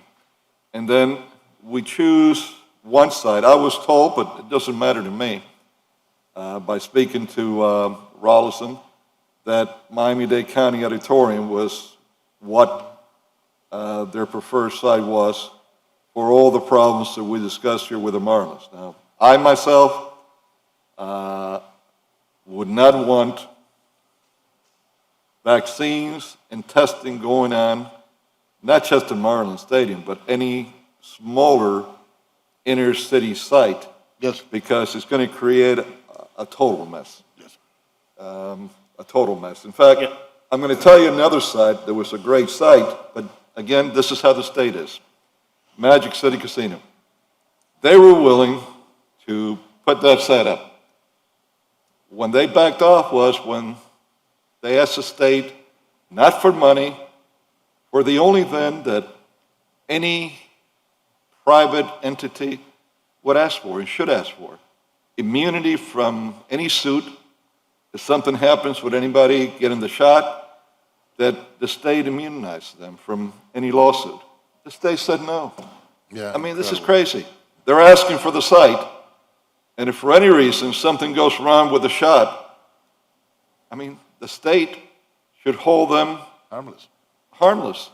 They refuse to, and that's the reason that we're discussing Dade County Auditorium, where now government is going to have to be responsible, but government didn't want to be responsible at a private site that probably would have been even better. Commissioner Reyes? Yes. I agree wholeheartedly and appreciate any recommendations that come from this commission. And incidentally, the reason the Miami-Dade Auditorium was in the plan is because it was, I believe, a recommendation that came from someone in this body through the city manager, and he's the one who brought it to our attention. Right here, this guy. I have a couple of questions, comments only. I do agree wholeheartedly with Commissioner Carrillo. We need sites in all of the, different places, you see. And in the northern part of our city, there is a huge population of elders, you see, in the African-American community and also the community that lives in there.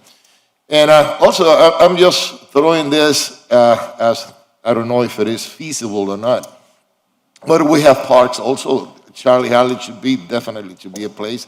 But we have parks, for example, in Shenandoah that could be a walk-through. You see, people will walk from the neighborhood. And I want you to also understand that the easiest access that we provide our residents, the faster that we're going to get rid of this. And the more that people that are going to come and receive, if it is feasible. But I have a question that is a little concern of mine. Are we going to keep on testing at the same rate while we are vaccinating? The intent, Commissioner, is that, and this is coming from the state being pushed down, the intent is that vaccinations begin to replace testing.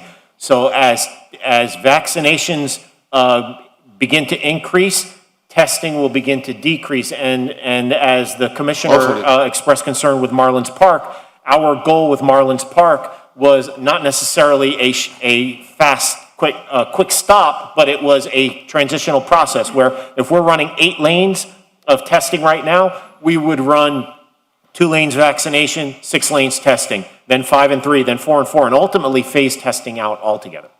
Question on that point, because in the paper, I believe Jared Moskowitz said that it would not replace the testing, that as we bring vaccinations into the current testing sites, it would bifurcate it, but we still need testing, don't we? Even as vaccines become more prevalent. Yeah. People have a symptom or a concern, they need to be able to get tested, right? Yes, but it's a codependent relationship. The more robust your vaccination program, the less people will need to be tested. Got it, understood. Did you have more questions? That's very true. The problem also that we're going to have is that there's, whether we want to acknowledge it or not, there's going to be a sizable amount of our population that, is reluctant to take the shutdown. Yes. Some are just waiting to see what happens with the first bunch that takes the shot. And that's the reality. So that's why the testing, I suspect, is going to go on for at least a few more months en masse. So I do have some questions. Chief, just to clarify the bottom line on the capacity numbers. So you have major pods, which are drive-through, walk-up pods, which are the other sites, the nursing homes and senior centers, which you would do en masse, not one resident at a time as needed, right? You'd go and treat the entire facility, and then you have the homebound. Well, when you speak about the portion of the plan that is relative to ALFs and nursing homes and group homes, that is a collaborative effort with Florida Department of Health and Florida Division of Emergency Management, along with private providers, CVS, Walgreens, private ambulance, and CDR McGuire. But my question is, would you go treat the facility at one time, everyone who's interested, or as needed, as people call, one at a time, you would go out? We are still trying to work through that plan with them. Part of the purpose of this plan is to help the state and the county to identify where we need information. And what we're trying to explain to them is you can't just come in to the city, start handing out vaccines when we don't understand what you're doing and how you're going about it, because then we either have a duplication of effort, or even worse, we have people slipping through the cracks. Got it, but I assume your intent would be to be efficient as possible. Yes, sir. Come to one nursing home or ALF and inoculate as many as possible in that one visit. Yes, correct? sir. And then the final one would be the homebound, where someone needs a direct visit, as we've done for testing for those Yes, who sir. need it. So my question is, what do you believe the maximum capacity per week would be on each of those? And what's the total, if you were to have all those up and running, that we could say to the state, we have a maximum weekly capacity between walk-up, ALF, and major pod of X number, what would that be? Now, keep in mind that this is a rough plan, so it's a rough estimate. But we are estimating that if the plan were implemented in its totality. And I have to give the caveat that we are not, as a city, capable of implementing this plan in its totality. But if the plan were to be implemented in totality, we would be in excess of 100,000 vaccinations delivered per week. Meaning simply by the capacity, geographically, the flow, but you're saying we don't have the manpower, the resources. We do not have the manpower, the resources, or the vaccines. Okay, okay, So so it's a hypothetical. the If we had plan assistance. assumes a perfect scenario. Obviously, we won't see a perfect scenario. What I'm trying to do is build the case to the state that we have a capacity for X amount, and that's what we push to receive. Isn't that, that's where you're going on this? Because Push to receive with regard to vaccinations? yes, for supply, because No. none of this means anything if we don't have a supply of vaccines. When the state reads the plan, the state will understand that pushing vaccinations is this much of the plan, that they need to push the resources associated with disseminating the vaccinations or the Understood. vaccine. Understood. You had a comment? A quick question to follow up on your thought. 100,000 a week. So in my conversation with Moskowitz last Thursday, he said that this week, and now it's next week, that the entire state of Florida will receive 250,000 vaccines. And then they will distribute throughout the state. County will get so many, Baptist will get so many, City of Miami will get 1,000 a day. With 7,000 a week. Directly, that pipeline, forget what you're doing with the county and forget what Jackson's doing and Baptist, Mount Sinai, and everybody else. So if the City of Miami is getting 1,000 a day, number one, how does your 100,000 a week work into that math? Hold on. Go ahead. And number two, do you have a more realistic plan with a specific silo that says, we get directly, forget the county for a second, forget Jackson, forget everybody else, just the Division of Emergency Management with Moskowitz, if they're guaranteeing, and forget the Florida Department of Health for a second, they're guaranteeing or they're saying that they can give us 1,000 a day to the City of Miami. Do you have a siloed plan, for lack of a better word? The word doesn't exist, I made it up, but a silo that's specific for 1,000 vaccines to come to Miami, and you go to senior buildings and you vaccinate people in senior buildings, independent of CVS, McGuire, Walgreens, Mount Sinai, and all the other entities, the master plan, the more specific, more practical plan for the purposes of our conversation, not to get too much into the weeds and not to be redundant, because I think Commissioner Carollo and Commissioner Reyes have made great points as to what the overall plan should look like. And I think that you've done great work, by the way. And Robert Avery, I spoke to him yesterday, and he was working out of his kitchen for like 4 hours last night, trying to prepare for this presentation today. And you've done an excellent job, and it's a very difficult task, and I don't wish it on anybody. But in realistic terms, if we get 1,000 vaccines on Monday, do you have a plan to say we're going to distribute those 1,000 vaccines this way? But forget about county approving, forget anything else, because that's the purpose of my pocket item, right? So we all have pocket items. I was kind of specific because I want to keep it simple, because I know there's a complexity of the issue. So I said, all I want is if we get 1,000 vaccines a day, do you have a methodology in place to distribute, to vaccinate 1,000 people a day? How we pick and choose, I agree. Beyond the parks and everything else, how we pick and choose is different. It's got to be a geographic distribution. Commissioner Carollo is correct. You can't have it 3 places that are all next to each other. It's absurd, right? You got the northern part of the city, you got the western part of the city, right? But if you have those vaccines coming in on Monday, where are you going to send them? Who are you going to vaccinate? Are they mobile units to buildings that Commissioner Watson and Commissioner Carollo and Commissioner Russell can tell you? By the way, I have UTD towers in my district. I have Robert King High in mine, right? And you have, or Smathers and Commissioner Reyes' district. I know there's 70 people will be vaccinated here or 80 there. And I can call a building manager right now and say, hey, talk to all your residents that are 65 and over, and they're going to come back to me by Friday, by tomorrow, and tell me, I got 55 people who want to be vaccinated. And I can tell you, Chief, you know what? Here's 3 buildings. That's 150. And Commissioner Carrero will tell you, hey, Chief, here's 3 buildings. That's another 150. That's a more get it done, get it off the plate, off the table, move on, right? Absolutely. Do you have that plan in place? Yes, and the beauty of this plan is that it functions as a macro plan as well as a micro plan. So any of the scenarios that you just presented for me, I can take that scenario and I can go through this plan and I can apply it wherever we determine appropriate. For instance, we break down each of these site plans, whether it's a mobile testing unit, what have you, we break them down so that we clearly understand the capacity. For example, Manuel Artima Theater, we know that we can do 70 vaccinations per hour times how many lanes are capable at that particular location, giving us a certain amount of capability per week, giving us a certain amount of capability per month. Each of these services we're providing are broken down in that manner. So if the math works both ways. I can hand this to the state of Florida and they can read through it and say, we will fund this, this, and this,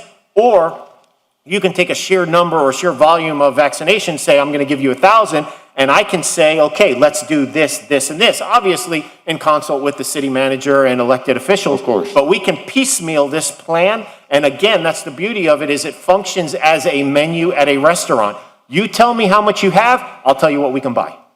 And this will be my last one. It's a follow-up to that thought, right? So if Commissioner Carollo, hypothetically, will call you tomorrow morning or Monday morning and say, my office has Robert King High, and Robert King High has heard from Robert King High, and they want 75 vaccinations. Can you vaccinate 75 people at Robert King High? And I call you and I say, hey, I have 50 vaccinations at Residential Plaza. Can you vaccinate 50 people, and what day can you do it? Do you have that capability to kind of get things off the table, right?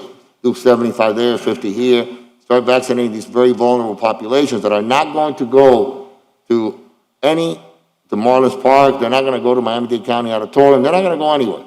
They're homebound, they're 80 years old, they don't have a car, they're not going to drive to Marlins Park and wait for 2 hours. They're there. They're waiting to be vaccinated, and they're trying to figure out how to do it. Maybe their son will take them, maybe they'll figure it out, maybe a neighbor takes them, but in essence, it's more efficient that we have 1,000 vaccines, or whatever that number is, it's 500, whatever the number ends up being, coming to us, that we say, instead of having those 500 vaccines that you have sitting right now in your department, right? You have 500 vaccines in your department that are not being used.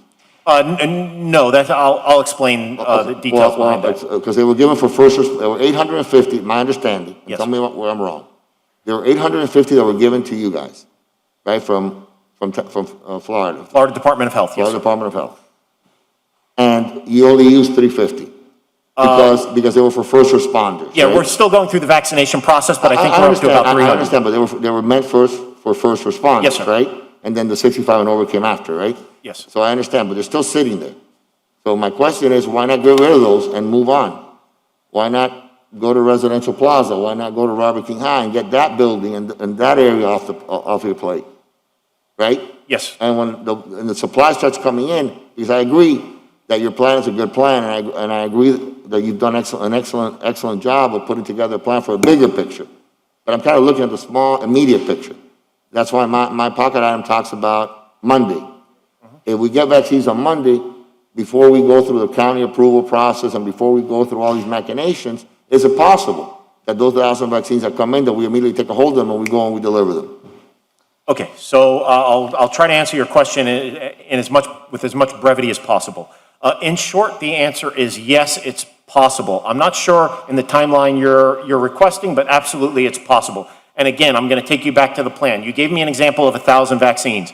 Now you gave me an additional example of 75 from this building and 65 from that building. The total 1,000, right? Right. So I would look at the plan and say, okay, if I have 65 people in one location that are requesting to be vaccinated and they're 65 and older, relatively homebound, what have you, then I would look to see what resource is best applicable to that. So in this case, it would be a mobile pod that has the capability of between 60 and 80 vaccines in one given day, and we would send them to that location to vaccinate that number of people. Now, if you came to me and said one resident in particular had an issue, they were immobile, they couldn't get to a vaccination site, they couldn't even come down the stairs for the most part, we would look at it and say, okay, that is someone who qualifies for an MVU, a mobile vaccination unit. That is the in-home catered service. So we would schedule them for that. Now, the challenge is all of the pre-registration, because it takes there's a lot of details behind the scenes that are very difficult to manage. For instance, once you take a vaccine out of cold storage, you need to wait a minimum of 30 minutes in order to give that vaccine to an individual. that vaccine vial holds 10 doses. You cannot thaw the vial until you have 10 people to give those doses to, because as soon as you thaw it, the clock starts, and in 6 hours, it's no good. So it's not like we can just grab a bunch of vaccines and go and say, who wants it? It's a more thoughtful process than that, which is why it's so important for you to give me a problem and hope that, and look at the plan and hope the plan answers every question. If it doesn't, we need to revise the plan. And that's why I say the plan is a living document that we will constantly look to improve, so that you can't present a problem that I can't present a solution for. So my plan for my district offices that we have now is to begin to call senior buildings, low-income senior buildings, tomorrow, and ask the building managers, can you go and canvass your people, your residents, and see who wants a shot and how many do you have, and come back to us. I've been reluctant to do that because I don't know the supply issue, right? I'm not aware, I don't want to promise that we're going to be able to do something and then not deliver. That's the worst thing a politician can do, right? Is promise and not deliver, right? Absolutely. So at the end of the day, if I know for a fact that I would go to St. Augustine, for example, Buena Vista, and I talk to the manager can then tell me, hey, I'm going to canvass my building, I'm going to talk to my residents, now we have 45. And I call you, hey, chief, or Robert, whoever you want me to call, and I'll say, hey, we got 45. Can you go on Monday? The manager says, well, from 12 to 4 o'clock, you come vaccinate people here. I have 45 names for you. I provide you with my office will provide you with 45 names, and now you have a challenge before you. I give you that. That's a challenge from the commissioner from District 1. You'll get it from the commissioner from District 5 and 3 and 2, and you start getting all these calls, and you try to balance all that out. But if they decide this is a good idea and they want to do it too, are you going to have the capability?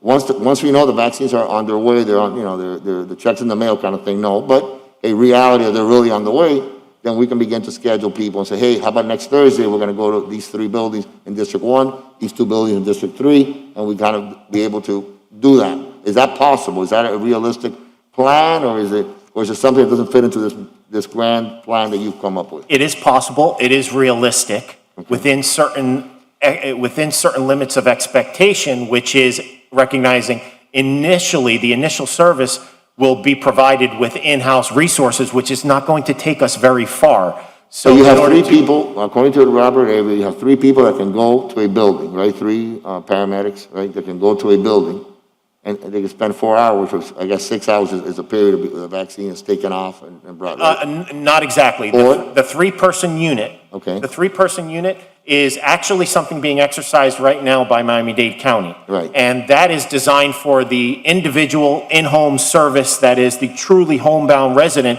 and they're only producing about 10 a day with a 3-person unit. So the one I'm talking about, 60 to 80 people processed in an operational period in a day, they're on the order of 8 or 9 people working at that building. So tell me in practical, just so I know, in practical terms, if I have residential plaza that wants 80 people vaccinated, 60 to 80. Yes. And I call you, it will take you 9 people to go and vaccinate those people in that 5-hour period or 6-hour period? Yeah, you would call us, you would call us, refer them, we would make contact with the building management, a coordinating entity, we would schedule them, and we would send not a mobile vaccination unit, but a mobile testing unit, a mobile pod out to them to do as many people as they had required in that building. We would require some sort of, some sort of commitment, because the worst thing that would happen to us is they tell us 100 people want to be vaccinated, we show up and there's 20 people there, and now I have to figure out what to do with 80 vaccines that I thought out. And once you thaw them out, you cannot put them back in? No, you cannot. You cannot refreeze. All right, so you overbook, basically, right? Like you do with a hotel or an airplane, you would overbook. You have a formula for that? Those are the details that still have to be worked out. Which is why I say it's difficult to just get it off the ground, as quickly as Monday. Because remember, we're talking about making appointments now. So now we're talking about either an online capability or a call-in capability. There is no online. These are seniors that don't go online. So then we're talking about a call center. That call center would have to be staffed. There would have to be. Well, my question is this: if I will provide you with a building And I will tell you, again, using one example to keep it simple. Residential Plaza, I spoke to Barbara Galindo there, and she says, we have 75 people that want to be vaccinated. And I call you and say, Chief, we have 75 people at Residential Plaza that want to be vaccinated on Wednesday, or whatever day you tell me. And I'll call her and say, look, it's going to be on Wednesday, they're going to be there. You will then deploy 9 people. You don't need a call center, you don't need anything. You will then call and confirm with Barbara Galindo that, hey, these are the 75 people, these are the names, you go through all that. And then you will deploy a 9-member team to that building to vaccinate people. Yes. And that, and for hypothetically, again, between 60 and 80, how long would it take for you to vaccinate 60 or 80 people? 60 to With 80 nine people would take us a full day, probably 8 to 10 hours to vaccinate. With 9 people. 60 to 80 people if we were doing it in that environment. Because, remember, we're going to register them. Like Commissioner Carollo said, he has, they go to the community center that is closed right now. People will come down, right? That will be coordinated. So you would have a centralized location within that building. Yes. Well, either within the building, but we're not depending, part of the plan calls for us not depending on the infrastructure of the building if they don't have the capability or capacity, which is why we're sending, number 1, more people, number 2, a different vehicle. We're sending our large command vehicle that can And you have 1 or 2 of those? 1 right now. This is our spare command vehicle. We So just took it out of service when we received budget the for new an one. additional vehicle for Yeah. them down the line, Commissioner. What do you think? So, At some point. All right, I said, So we would use that vehicle and set up the infrastructure outside if we needed to bring somebody outside, provide the shot, watch them for 15 minutes, and then release them. And then on a side note, very quickly, what is the one-shot vaccine coming in? Do you have any information on that? The Johnson & Johnson vaccine? Nothing as of yet. Nothing as of yet. So you're going to be at 2 shots all the way through? Expectation and hope is what we have. That's the Sputnik vaccine and The Russian one. yeah, the thing, Mr. Chair, right quick, One just shot to right to the cemetery. Yeah, just to make it quick, we have to stay out of the weeds of this. Because it sounds like this elaborate plan the chief has, he don't even control the vaccinations. He don't control the vaccines. This plan's for 100,000. I've heard him 1,000 and 500. This 100,000 plan now that's put out there makes people think we're going to have vaccines to do 100,000 a day, and we're not going to. It is an unfunded plan. Yeah, well, it should be a Beginning plan. with vaccines. Huh? It's unfunded, beginning with vaccines, because Exactly. we don't have them. But then it's just like we dealt with our colleague from the county who came in and said she had $75 million. She didn't.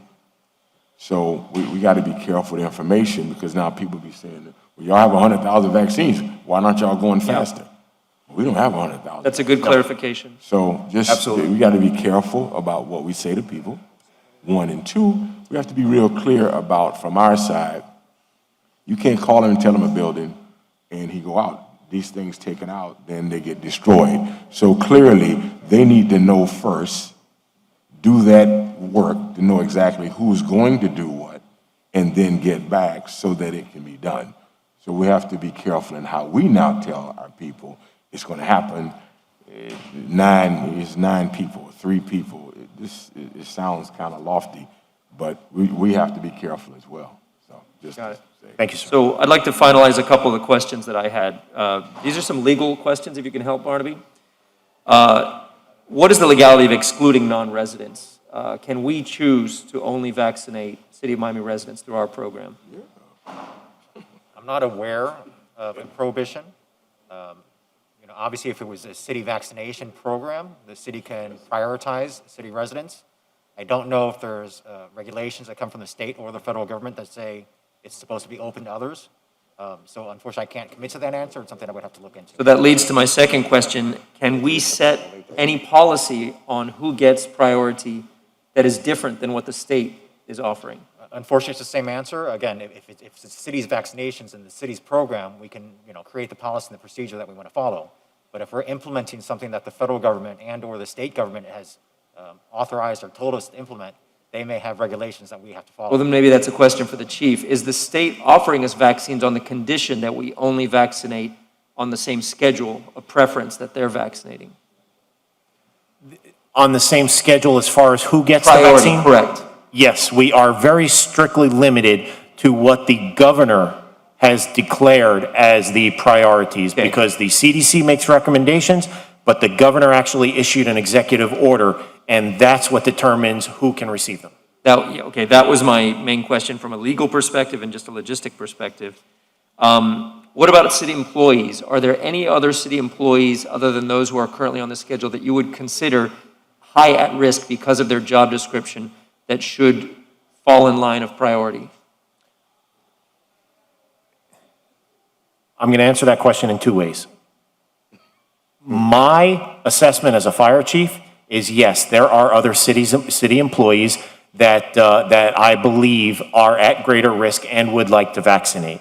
We have, as such, asked the Florida Department of Health if we could go outside of our guidelines of the paramedic, EMT healthcare workers and begin to vaccinate those at highest risk with a goal towards vaccinating employees as a whole, and we've been declined so far, denied. Got it, because I would like to amend any one of these resolutions to include an urging that we follow your recommendation or Heavia's recommendation on who those prioritized employees should be. And then that mixes with my other question. Many of our employees don't live in the city of Miami. They're not city of Miami residents. So I wanted to make that mutually exclusive. So in our distribution, we're limiting to city residents. But if we are doing an employee program where there are at-risk employees that are in the line of fire, we would not limit it to only city residents. And when we accept vaccinations for what the health department terms as an open pod, wide distribution, or a closed pod, limited distribution, we would make that distinction to them and let them know what our intent was prior to receiving the vaccinations. Got it. And my final point, it's been proffered another private property, Mono Wynwood at 318 Northwest 23rd Street is offering, if it's of use to you and it works from a logistic perspective, their site for a vaccination pod. Commissioner Correa. I thought you were going to offer up 1401 Northeast 14th Street. The Heritage. That's a good use, right, Commissioner? You got me going. In your district. They have not called. Chief, I need to cover several areas, and especially one that the chair touched upon. And prior to that, District 1 was talking about. So far, how many vaccines, I don't care where they came from, how many vaccines have you gotten in hand that the fire department has been given? Yes, sir. The fire department has received 850 vaccines. Okay. Okay, those vaccines. Okay, so slow down, Okay. slow down. Yes, sir. I'm not as smart as I used to be, working now in one cylinder. But as you hear me say, my one cylinder is usually much better than most people's 8. So you got 850 that you got. Out of those, how many have you used? Approximately 250 have been distributed so far. 250. When did you get the 850? Did you get them in one bunch or at several? We received 850 altogether in one, Okay, in one shipment. When was that? When was it? Yeah. I would say approximately 2 weeks ago, 2.5 weeks ago. 2 to 2.5 weeks ago. Okay? And you only gotten out 250, and we're talking about 100,000 in a week? I mean, it's... Well, there are some limitations that I would have to explain as related to this. But here's where I'm going. It's frustrating to me, and I think from what I heard from Commissioner Diaz-Portilla, and I think all of us, that if you've had for about 2.5 weeks or so, 850 vaccines, that you've only used 250 and you got 600 left. Now, I agree, there are quite a few categories that are frontline workers, individuals, and some of those frontline are people that have other issues that need to be protected even more so than the regular front line, for instance, in our administration. Maybe if these would have been given out, we would have saved a couple of our people in the administration that got COVID not that long ago. You got two guys up here that are not young whippersnappers anymore, and two more on the other end that are not that far behind. Just in case, you haven't noticed. It's only Commissioner Watson. And we have more contact with the public than just about anybody in this city. Thank God that, God has protected me and I haven't gotten it. That says a lot for masks, because I'll tell you, the first thing I did, I made sure that we would get masks, N95s, for my whole staff. And knock on wood, even with all the tens of thousands of meals that we gave out during the summer, the hot meals, the thousands of bags that we've given out for the holidays, and like the rest of our staff, the thousands of care cards, none of my staff caught it. And that I have to contribute in part for the safety protocol that we placed in masks. And frankly, God's hands are protecting us. But any one of us could have gotten it in the last 2.5 weeks. And you're sitting at 600 there. That I don't know why we didn't put them out. I mean, we got scores of fire personnel. I mean, we got more than 250 frontline fire personnel, police officers. I mean, we could go on and on and on. And if not, just, our regular residents. Is there a reason why we've sat in these for 2.5 weeks? Yes, sir. Absolutely, there's a reason. And it's an excellent question because I share your frustration. Initially, when we received the 850 vaccinations, it was intended or designed to be what they called a closed pod, which meant that it was for the Department of Fire Rescue and we could not go outside of that pod. That was number one. Okay, well, So but even there, you have more than 650 firefighters, paramedics alone that this could have gone to. You could have had 85% of your department vaccinated.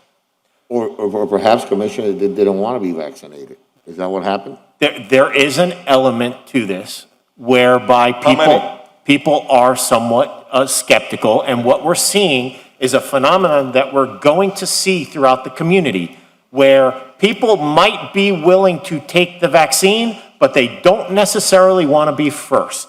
Well, I mentioned that before when I was speaking. So there is an element to that. Now, what we did was we went back to the health department and we said, we have a concept for our mobile vaccination program. We would like to get it up and running. We submitted an incident action plan to them and asked for 1,200 vaccines to get started. They declined. They said that for two reasons. They said, number one, they didn't have the vaccines available right now. Number two, as you pointed out, we have about 600 in reserve.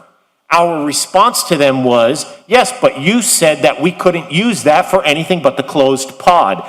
Based upon that conversation that occurred 2 to 3 days ago, they said, okay, we will allow you to open it up and use those vaccines, get down to about 200, and then request more, and if we have them, we will send them. So that's where we are now, where we are able to use those in support of the plan that you're speaking about, Commissioner, where you're asking, can we get something off the ground? The answer now is yes, we can. We need a few more days to plan, but we could get something off the ground with the existing cash. Let me see if I understand this correctly, and I want to get this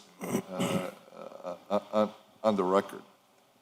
We have 700 plus firefighters, paramedics, and with personnel and everything else, maybe we have 900 to 1,000 people in the fire department. About 850, yes, sir. 850. Okay. From what you're telling me, we've only gotten about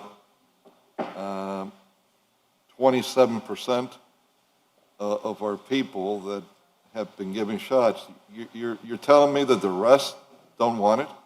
Well, the percentage is a little higher than that, Commissioner, because of the 850, the limitation that was placed on us by the Health Department was only those that were firefighter, paramedic, EMTs. So we couldn't offer it to everybody in the department, like dispatchers and individuals like that. So of about 789 people, we've hit in the area of 250 to 300. Okay. Now, when did you go back to them to request that we could go to others? I'm sorry, say that again? When did you go to the Health Department to request permission to go beyond the Fire Department? Why did we? No, when? Oh, when? We did it a few times for different reasons. We initially asked to be able to go from the fire department to the police officers, and that was denied.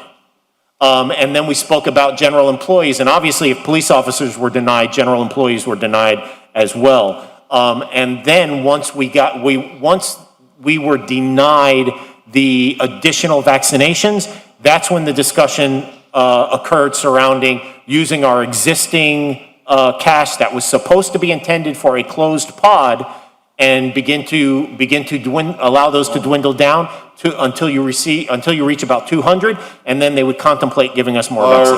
Are the ones that you have Moderna or Pfizer? Moderna. Okay.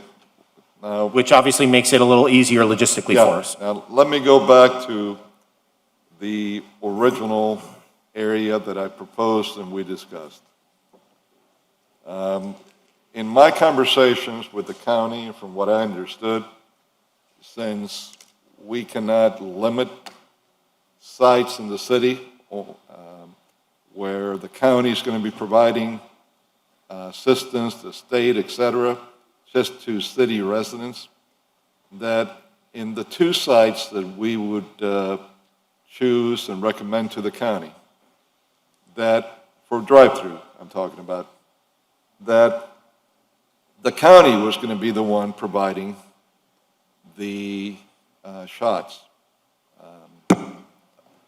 We weren't going to be getting anything of our own to be using there.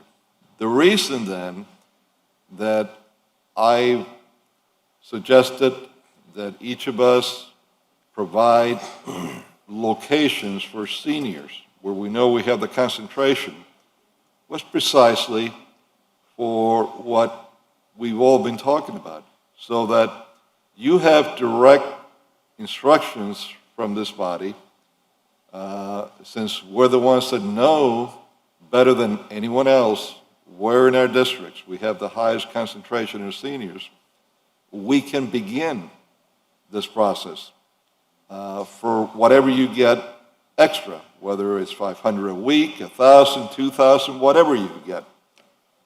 And then we could go that way. That doesn't mean that we're going to be limited to those sites, obviously not. As more vaccines come in line, and as we are able to get done with those sites, we go to new ones.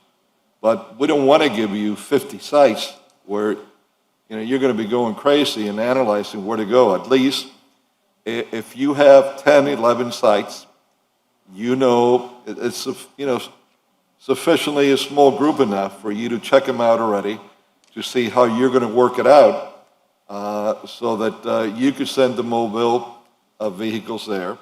And all these sites, for the most part, are going to have places inside that you could take them to. They do. So you're going to be doing it inside that's a lot more comfortable and better. So that was the intention. Now, do we have, Chief, any idea of what the state truly, or the county, or anybody else will be providing to us on a weekly basis? No, sir. Unfortunately, if the answer was yes, it would make my answers to you much easier. But the only thing that we've been provided definitively so far is that we would be receiving approximately 1,000 doses a day for Marlins Park. Yeah, but who will be receiving those 1,000 doses a day? It's going through the county, correct? Not necessarily. The initial plan, as I understood it, and that's, again, the difficulty in answering some of these questions is it could come from different avenues. My understanding of the plan is that the state intends to deliver 1,000 vaccines to Marlins Park every morning for us. Okay, now, let me go to the next one, because we have to get this cleared. Because you brought a new element into it now, that's the state that's going to be providing to us directly.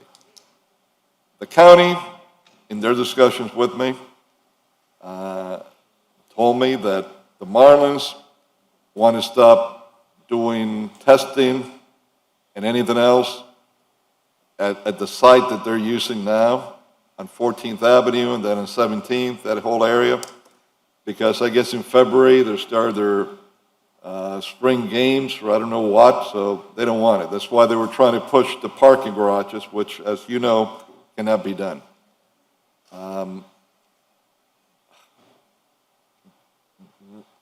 Is the state requiring us to use the Marlins site, or can we use another site for those 1,000? Or, I mean, where do we stand?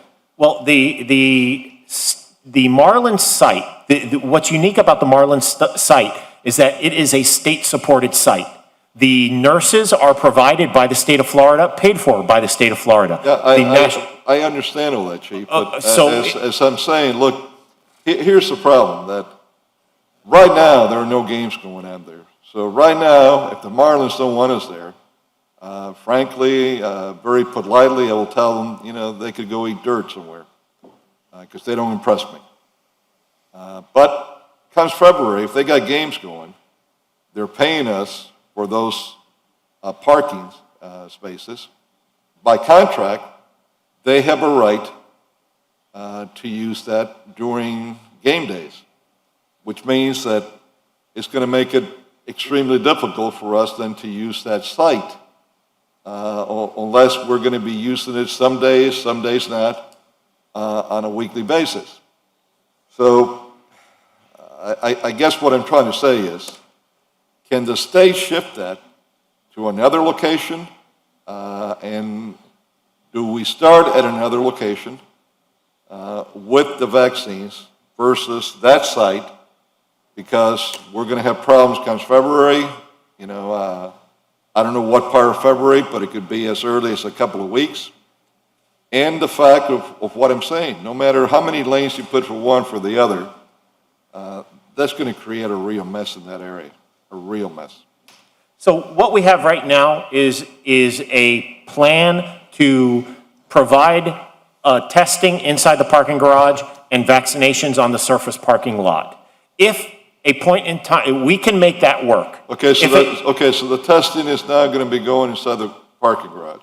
The surface parking, the west parking lot, surface parking will be allocated for vaccinations. Right. Completely separate than the parking garage, which will be designated for testing. That's what the plan calls for. Okay. Now, if we get to the point where our elected leaders or our city manager advise us that Marlins is no longer a viable option, then I would engage the state, provide them with a site plan, and in an effort not to lose all of the resources, about 60 people that they provide us a day, I would present them with a plan that allowed for a smooth transition from Marlins Park to another site located within the city of Miami. Okay, here's another problem.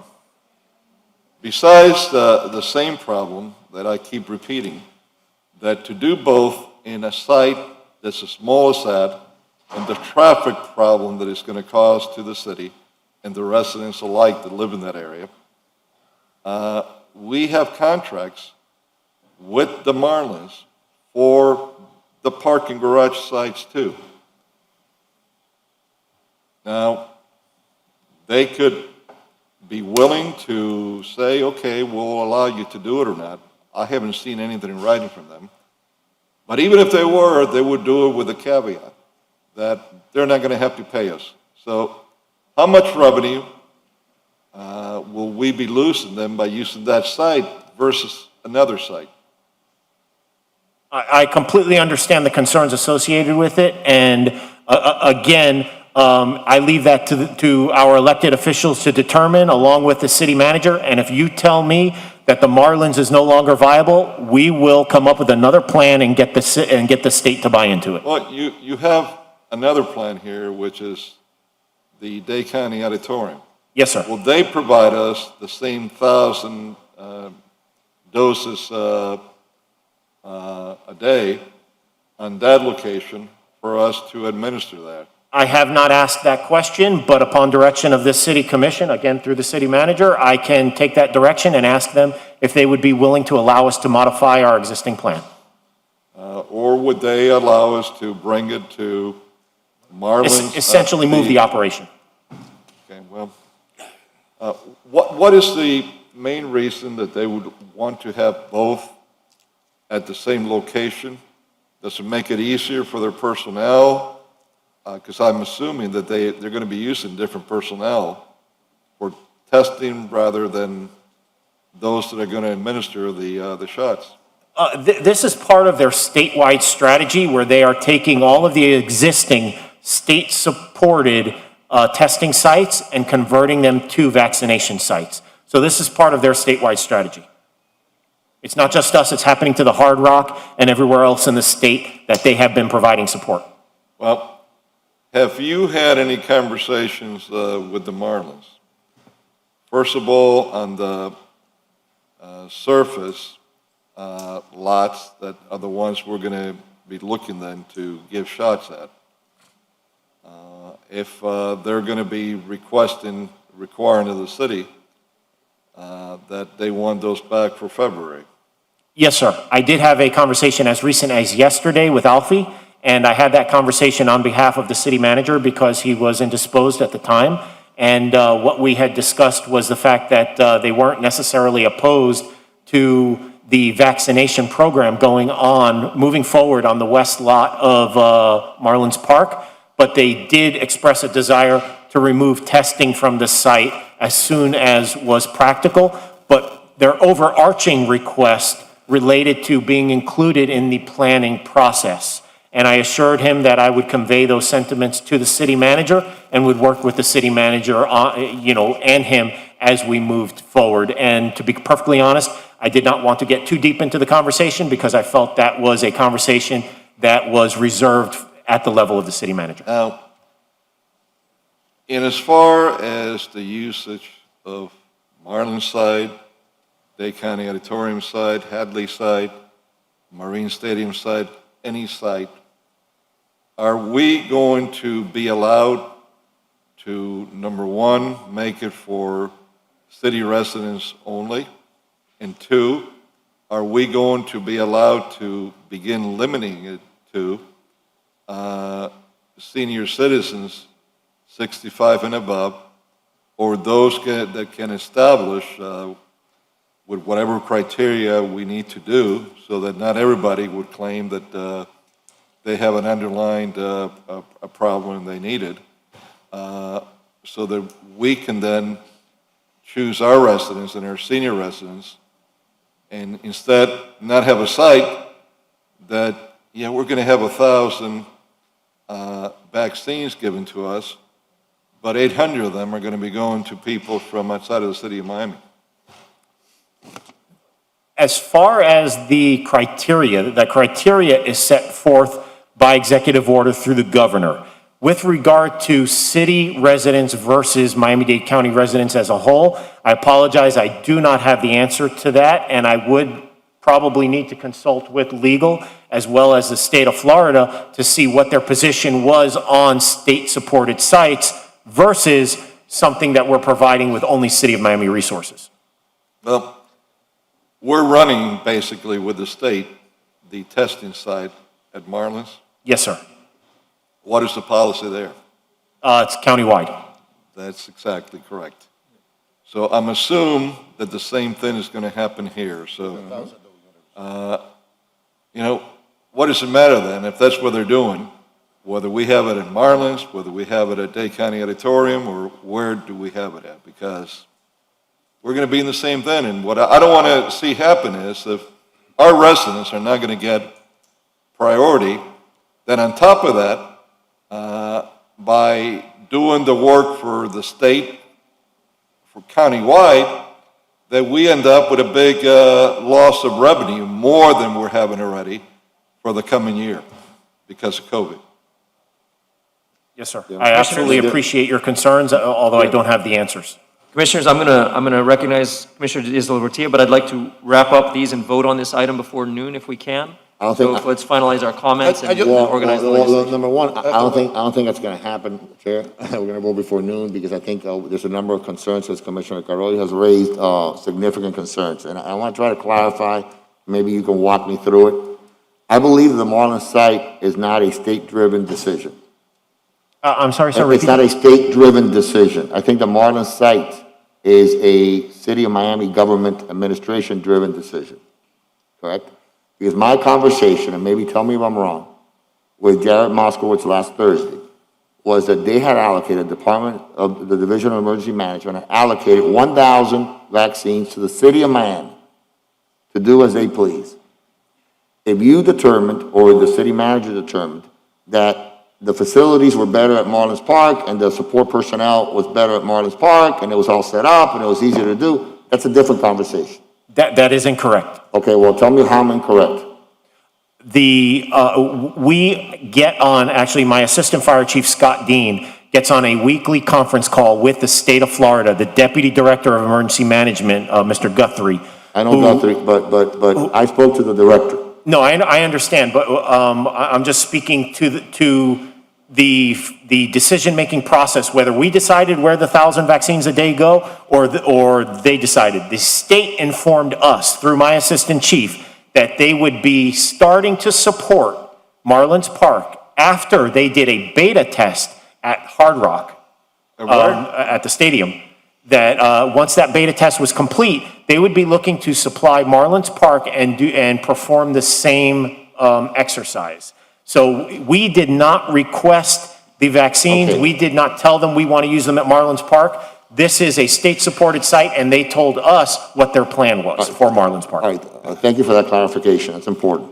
But do we have the ability to go to them tomorrow morning or today and say, hey, we want the 1,000 vaccines that you've allocated to the City of Miami to do as we please?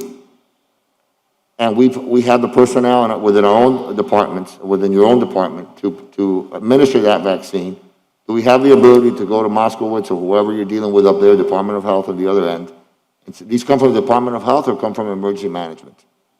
Moskowitz comes from he is the emergency manager. I know for the he state is, of but Florida. the 1,000 vaccines are coming from the Department of Emergency Management. Department of Emergency Management, yes. Okay, so do we have the ability to say to Moskowitz, hey, we want 1,000 vaccines, we want to distribute 250 and 200 in Commissioner Reyes' district, and 200 in Commissioner Carollo's district, and 200 in Commissioner Russell's, 200 in mine, and 200 in Watson's, and we're good to go. And we want to do it because we know our community, we know where the needy populations are. Send us 1,000 a day, and let us determine how that happens through our city manager, of course, so we determine where they go. Rather than, or we want to do more, we want to do sites, we can do sites too. It could be, it could be West End Park, it could be Curtis Park, it could be Jose Marti Park, wherever the commissioners think that it's the proper place to have it or to distribute those vaccines. Is that a possibility that exists on an immediate basis? That we can say to Moskowitz, hey, we want these here. We don't care about Marlins Park, because Commissioner Carollo is correct. The confusion that will exist, first of all, the accessibility for our most vulnerable citizens of Marlins Park, it doesn't exist. But let's say that some of it exists. The confusion that once people get there, between the testing and the vaccination, it's not going to work. So maybe we don't think, maybe this commission as a legislative body doesn't agree that Marlins Park is a place to do it.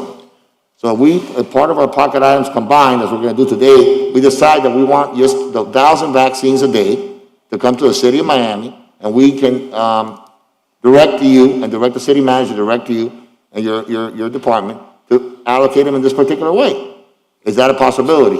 And do you think that Moskowitz and Tallahassee will be susceptible, will accept that proposition? There is the potential, obviously we can ask. I cannot tell you what the answer is going to be, but I will bring you back to the plan and present a problem that is associated with that. And that is that we do not have the infrastructure to disseminate 1,000 vaccines a day in the format that you're speaking about. We just don't have the manpower to do that because it would be extremely manpower intensive. And I'll remind everyone that we are currently engaged in continuing to test at Marlins Park, continuing to have our mobile testing units out there. We have paramedics in all of the city schools. But then Commissioner Carollo suggests, and I agree with you, Commissioner, that you hire whoever you need to hire. But if it's a City of Miami program, let's make it a City of Miami program for City of Miami residents. Not for people from other parts of the county, not for people from other parts of the world. It's City of Miami. We are not the government of the world. We're the government of the City of Miami. It should be for our residents within the governor's guidelines of 65 and over. So we have a City of Miami program. Why not, what wasn't your plan, make it a City of Miami plan instead of let's go to the county and see what the county does and what they approve or they don't approve, but let's go to the state and do Marlins Park. Why can't we have a plan, again, in a silo, that it's only for that, forget about all the 100,000 vaccines you spoke about a week. That are never gonna happen because the country, there's a shortage of vaccines. I understand that's a goal, and I understand that when you do a plan, you have to have the goal or what the need is. But the supply is a reality here. There's no supply. So the supply that's guaranteed for sure, what we have in the bank right now is 1,000 vaccines a day, 7,000 a week, 28,000 a month. That's what we have. And then let's talk about that and how we're going to administer those vaccines in a realistic plan that works for our citizens only in the City of Miami, 65 and over. And obviously, the most vulnerable citizens first, that are homebound. To give you an idea, if we could get 1,000 vaccines a day, that's 30,000 a month. If we have the ability, like we're discussing, to give those vaccines strictly to Miami City residents, we could have basically the whole city vaccine in a year's time, because not everyone's going to want it. So we could have everybody vaccinated basically in a year's time, or less, those that want it. The challenge that we are overlooking remains the fact that if we dedicate a vaccination program to strictly the City of Miami, we would be performing it with no partnership.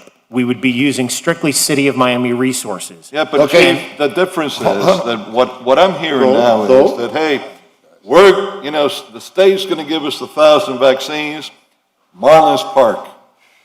And the problem is that in Marlins Park, it's going to be open to the whole county and maybe beyond. Yes. So our residents are going to end up with, very few of those vaccines. And then on top of that, we're going to be losing thousands, hundreds of thousands of dollars from the parking that the Marlins want to pay us. And I know they want to get away from that in their terms, not our terms. So that's very convenient for them. And then they're the heroes. They did it. It wasn't the City of Miami, like everything else has been going there with farm share and you name it. So what I wanted to do is, if you're presenting to us a plan that is going to cost the city serious money, and our residents are only going to get a little bit of those vaccines, I'd rather spend additional dollars that we would have lost there and make sure that those 1,000 vaccines are going to go strictly to our residents. Excuse me. And we got a plan that we've been talking here, maybe you haven't listened well at it, of how we could go about it. And it's the plan that the governor himself has requested, that we bring vaccines to seniors first. And this is what we're talking about. Absolutely. Bringing it right to the seniors first. And if you need more money, we're willing to put it up, as long as it's going strictly to our seniors. That was but not the rest of the county. That was going to be my question. That was going to be precisely my question. What does it take, if it is possible, that we get vaccines because the priority of the state is 65 and over, right? For those vaccines. We get those vaccines and we use the vaccines on our 65 and over residents. And we make, priority the places that they live, senior centers, that I was said before. And we can use those vaccines in order to get all the seniors that we have in the city as soon as possible. It is possible that we obtain a number of vaccines that they are going to be managed by the city of Miami to provide vaccination to the 65 and over population of residents of the city of Miami. It is possible? Yes, and what I would propose is that you allow us to go back to the drawing board. Okay. Take your input into consideration and present a plan or modify this plan, adapt this plan to have options for City of Miami only supported sites whereby you would cater them towards City of Miami residents and we would assign a proposed budget to that. Let me interject quickly, Commissioner, just give me 2 minutes. I'll really be quick. Look, it's a good plan. We're talking about a different plan. Yes, sir. We're talking, I think every commissioner is clear here what the consensus is here. I haven't heard from Commissioner Watson, but I think it's clear what the consensus is. This is a great plan for the big picture for the next year. Commissioner Carollo made a very valid point. We could vaccinate our entire population in 1 year if you have that supply coming to our city of Miami. We're not vaccinating the entire population yet. We're vaccinating 65 and over. So probably we can do it in 4 or 5 months. And all our people are protected. So the plan that I want to see as one commissioner is a plan, an immediate plan, an overnight plan if you can. Once you talk to Moskowitz or whoever you're talking to up there, and you say, hey, give us 1,000 vaccines. We have a plan. And then you come back, like Commissioner Reyes said to us, or to the administration, to Noriega, and you say, hey, it's going to cost X number of dollars to hire additional personnel, as Commissioner Carollo recommended. It's not a problem. But it's got to be a City of Miami plan. 1,000 vaccines a day to our residents, 65 and over for starters, and we take it from there. Forget the city, forget the county, forget the state, forget the feds. The only thing we need from the state are the vaccines. We implement in-house our own plan, and we can hire additional people or use city personnel to help us implement the plan for logistics and not for the vaccination itself, but logistics and the police department, all the City of Miami resources that we have. We're not a second-rate city here. We should be able to put together a plan where we can vaccinate 1,000 people a day. That's not that complicated for a city of our size, right? And not have to go through the convoluted process of talking to the county, talking to the state, Department of Health, Department of Emergency Management. Forget all that. All we need from them are the vaccines. And then we do everything else. And you're in charge of it, you organize it, and you give us a plan that we can go to our residents and say, hey, we're elected and we're accountable. We vaccinated our population. Nobody from outside our city is going to come in here and get vaccinated here. They go somewhere else, Hard Rock Stadium, Tropical Park, Miami Zoo, wherever they want to go. Nobody from Argentina is going to come here and get vaccinated and post it on Instagram. Yep. It's our people. Yep. And that's what we should be doing here, our people. Mm-hmm.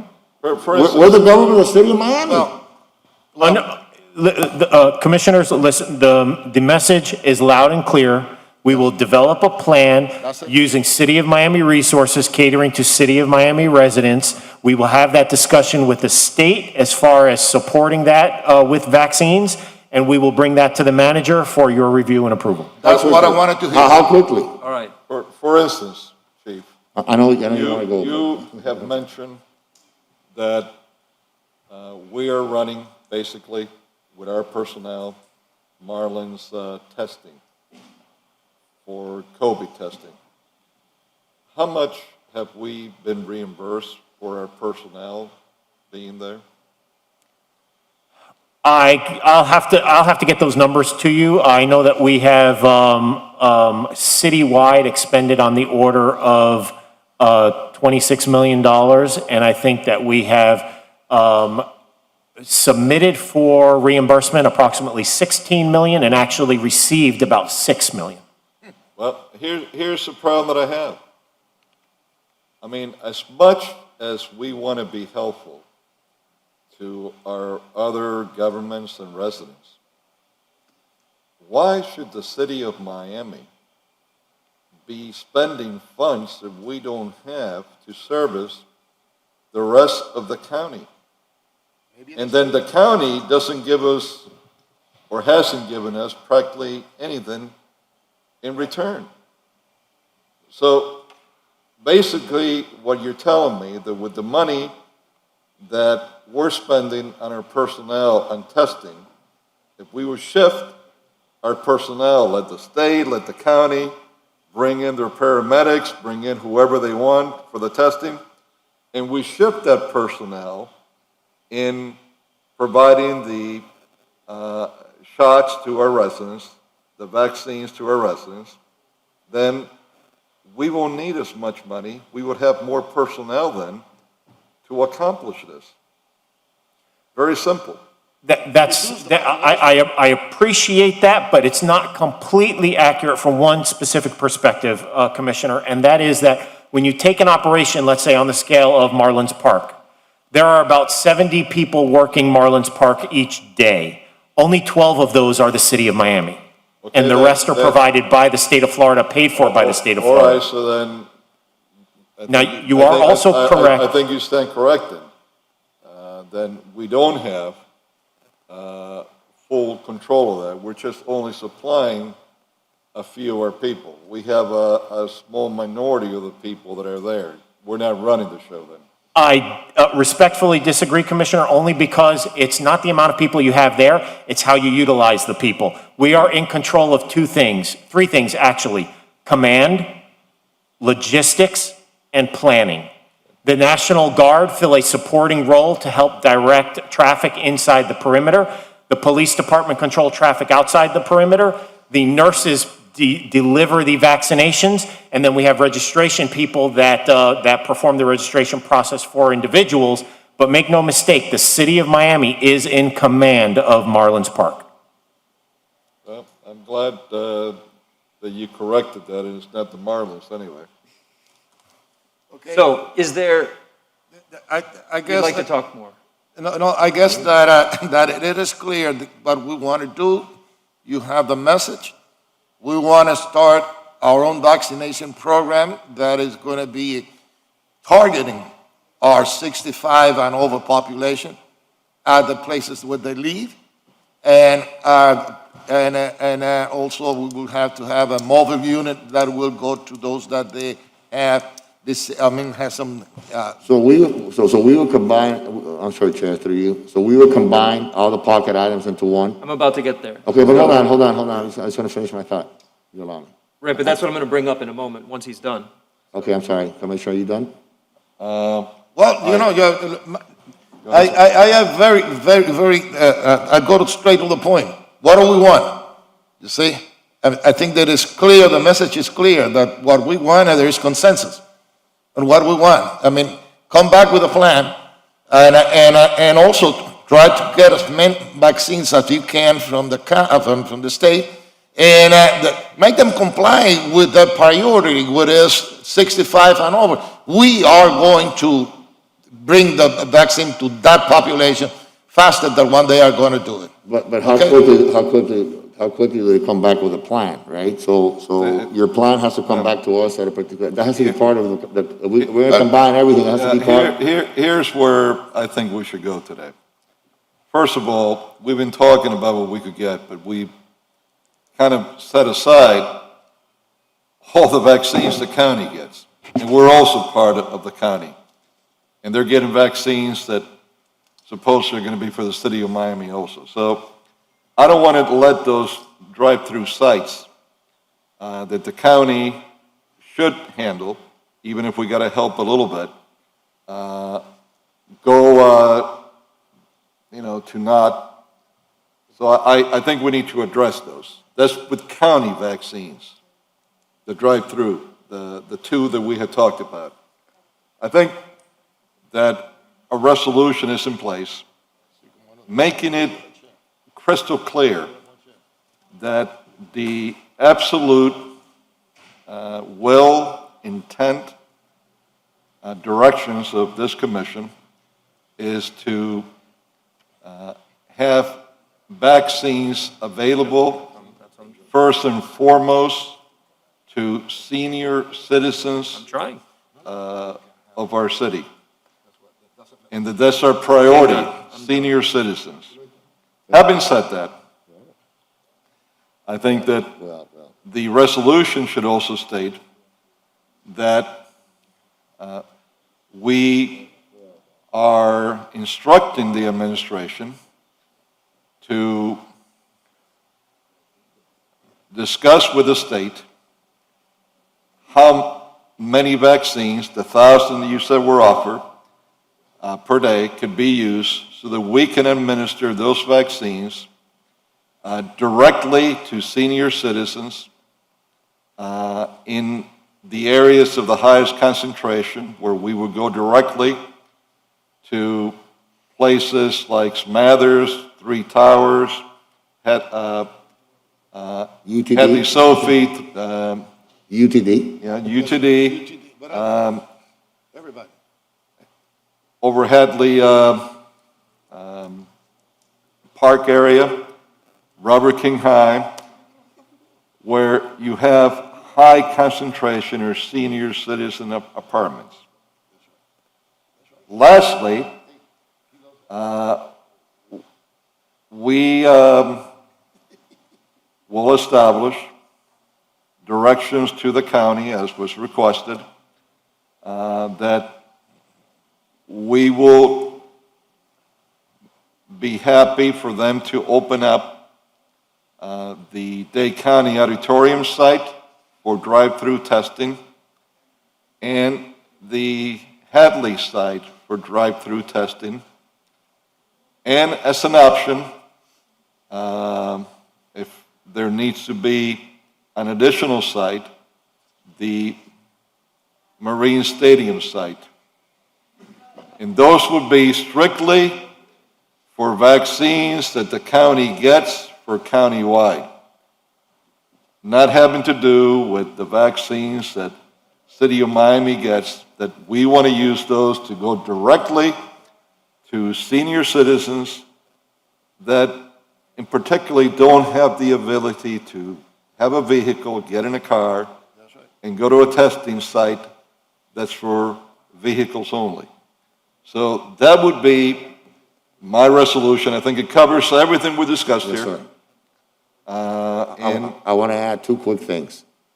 Well, one quick thing, really. I want a time frame for this, and I want to make it that you come back to the city manager with a plan by Monday morning, January 18th, for that district, that whatever that plan is, you come back to us, and we'll call it whatever we want to call it, the Miami First vaccination plan, but it's only specific, I think Commissioner Carollo's point has to be re-emphasized.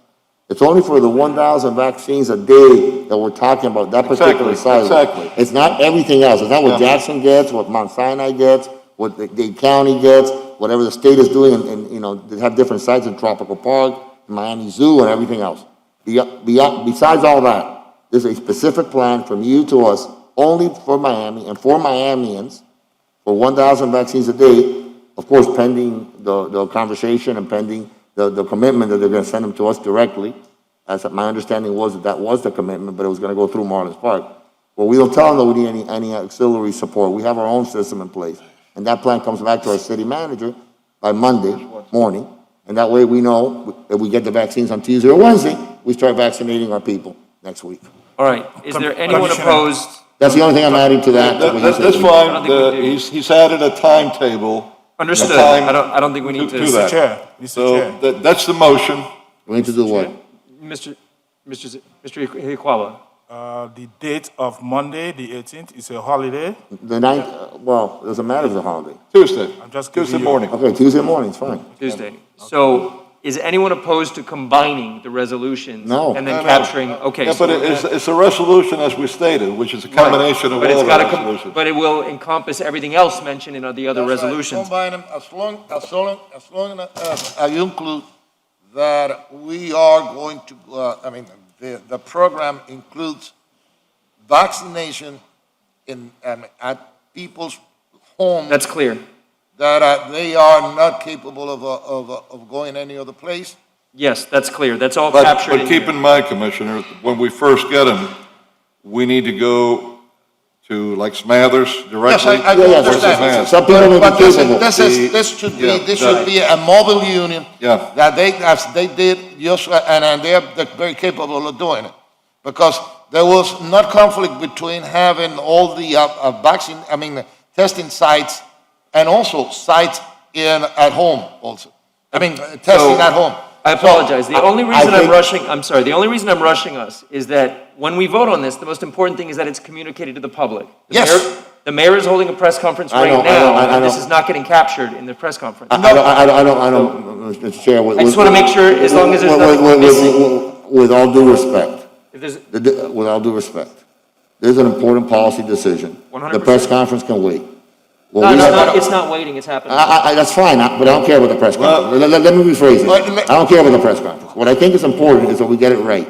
So our fire chief understands that what we want and what we want implemented. I think that's important. I think we're. I believe we committed- have. I believe we're very clear, but we're being a little repetitive. No, we're not being repetitive because, for example, Commissioner Carollo right now clarified a good point. It's not only people that are homebound, it's people that are in a particular building. Some of them may have an ability to go to a site, but if we go to a building, let's vaccinate all of them in that one building for the sake of efficiency. So if we go to Residential Plaza or UTD, it's not only people that can't go in a car, it's everybody at UTD that wants to be vaccinated. But Commissioner, let me make it clear. When you say that you're going to go, they're going to be vaccinated at their place of living. When you go to Residential Plaza or you go to Smather, you're going to the residence. Right. You're going to places that they live. That encompasses everything. Right. And also, what I'm saying is that we add to that a mobile unit for those people that they don't live within those. And Yes, that's sir. it. Correct. The That's houses it. of the people that are homebound that no one will ever get to, yes. Okay, I think we're clear in the resolution and So, I make is the there, motion. is there a motion? I made the motion. Is there a second? I will second it. Thank you. All amendments captured? Does the mover accept the amendment regarding exception for employees that live outside the city? Of course. Thank you. Seconder? Yes, I'll Thank second you. it. Any further discussion? That's the only exception that we should have, employees that live outside the is- city. Yes, Todd? Public comment?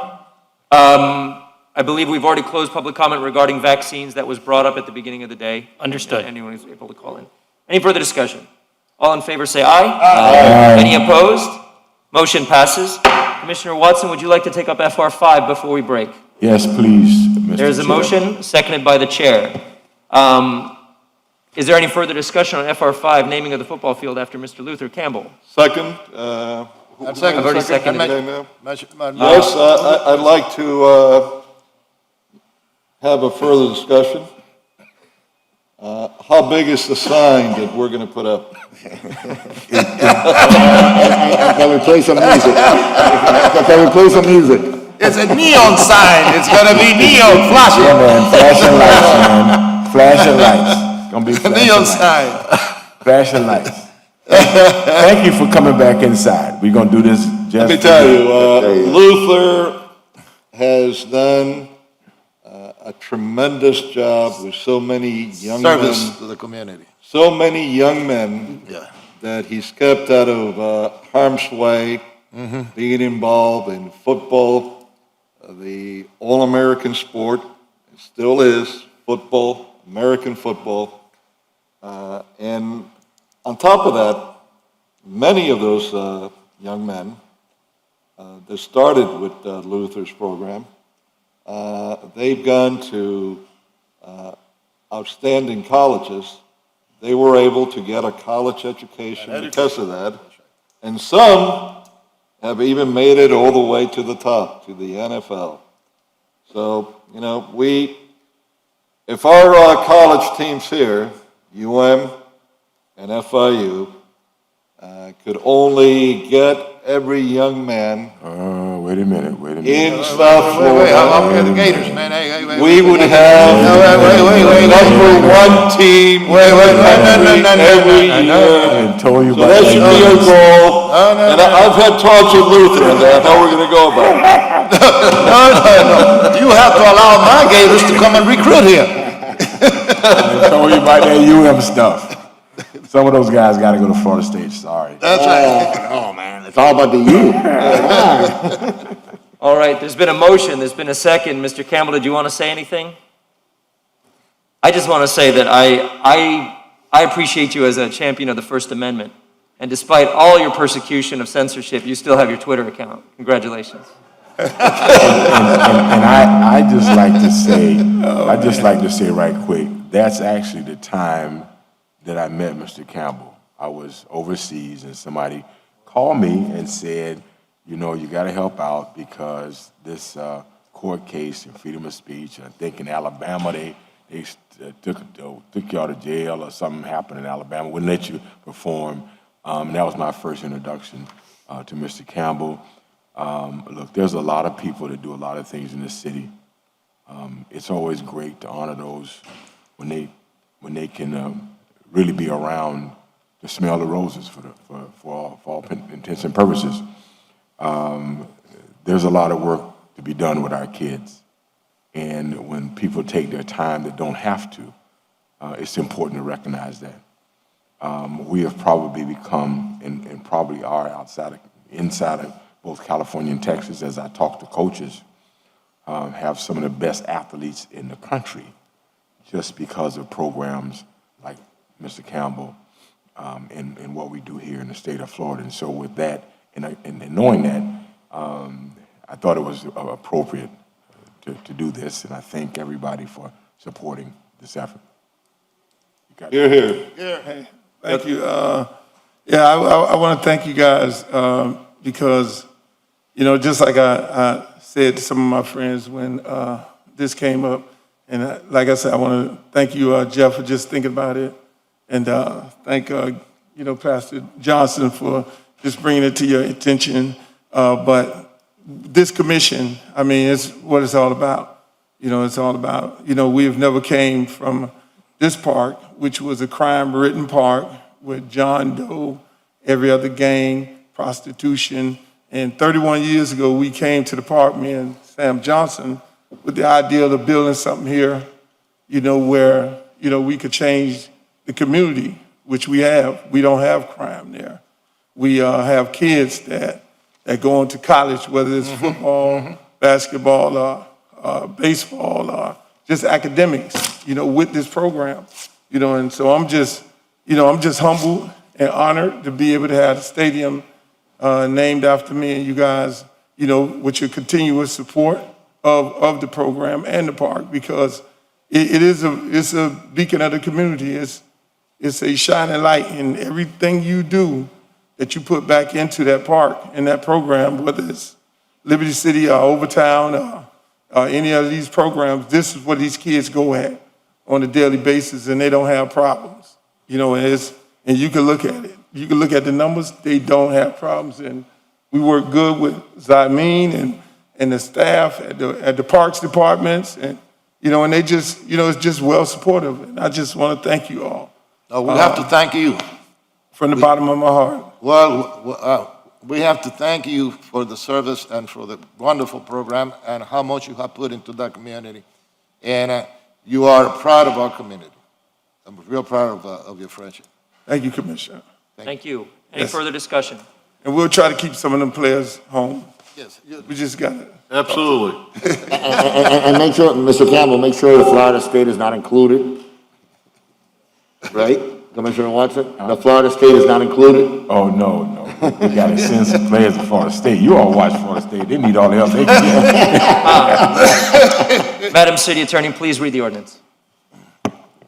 An ordinance of the Miami City Commission amending Chapter 38, Article 1 of the Code of the City of Miami, Florida, as amended, titled Parks and Recreation in General, by amending Section 38-18, titled Naming of Facilities at Hadley Park, more specifically by naming the football field in Hadley Park to the Luther Campbell Football Field, containing a severability clause and providing for an immediate effective date. All in favor of the item say aye. Any opposed? Motion passes. Thank you very much. We are breaking until 3. Mr. Chair. Zeri, what? Chair. Mr. Chair, if I may? Yes, of course, Thank you. Mr. Mayor. I just want to, two things. One is we do have a press conference outside, and the press is waiting for all of you as commissioners to talk about your piece of the vaccination process, as you guys have discussed it diligently this morning.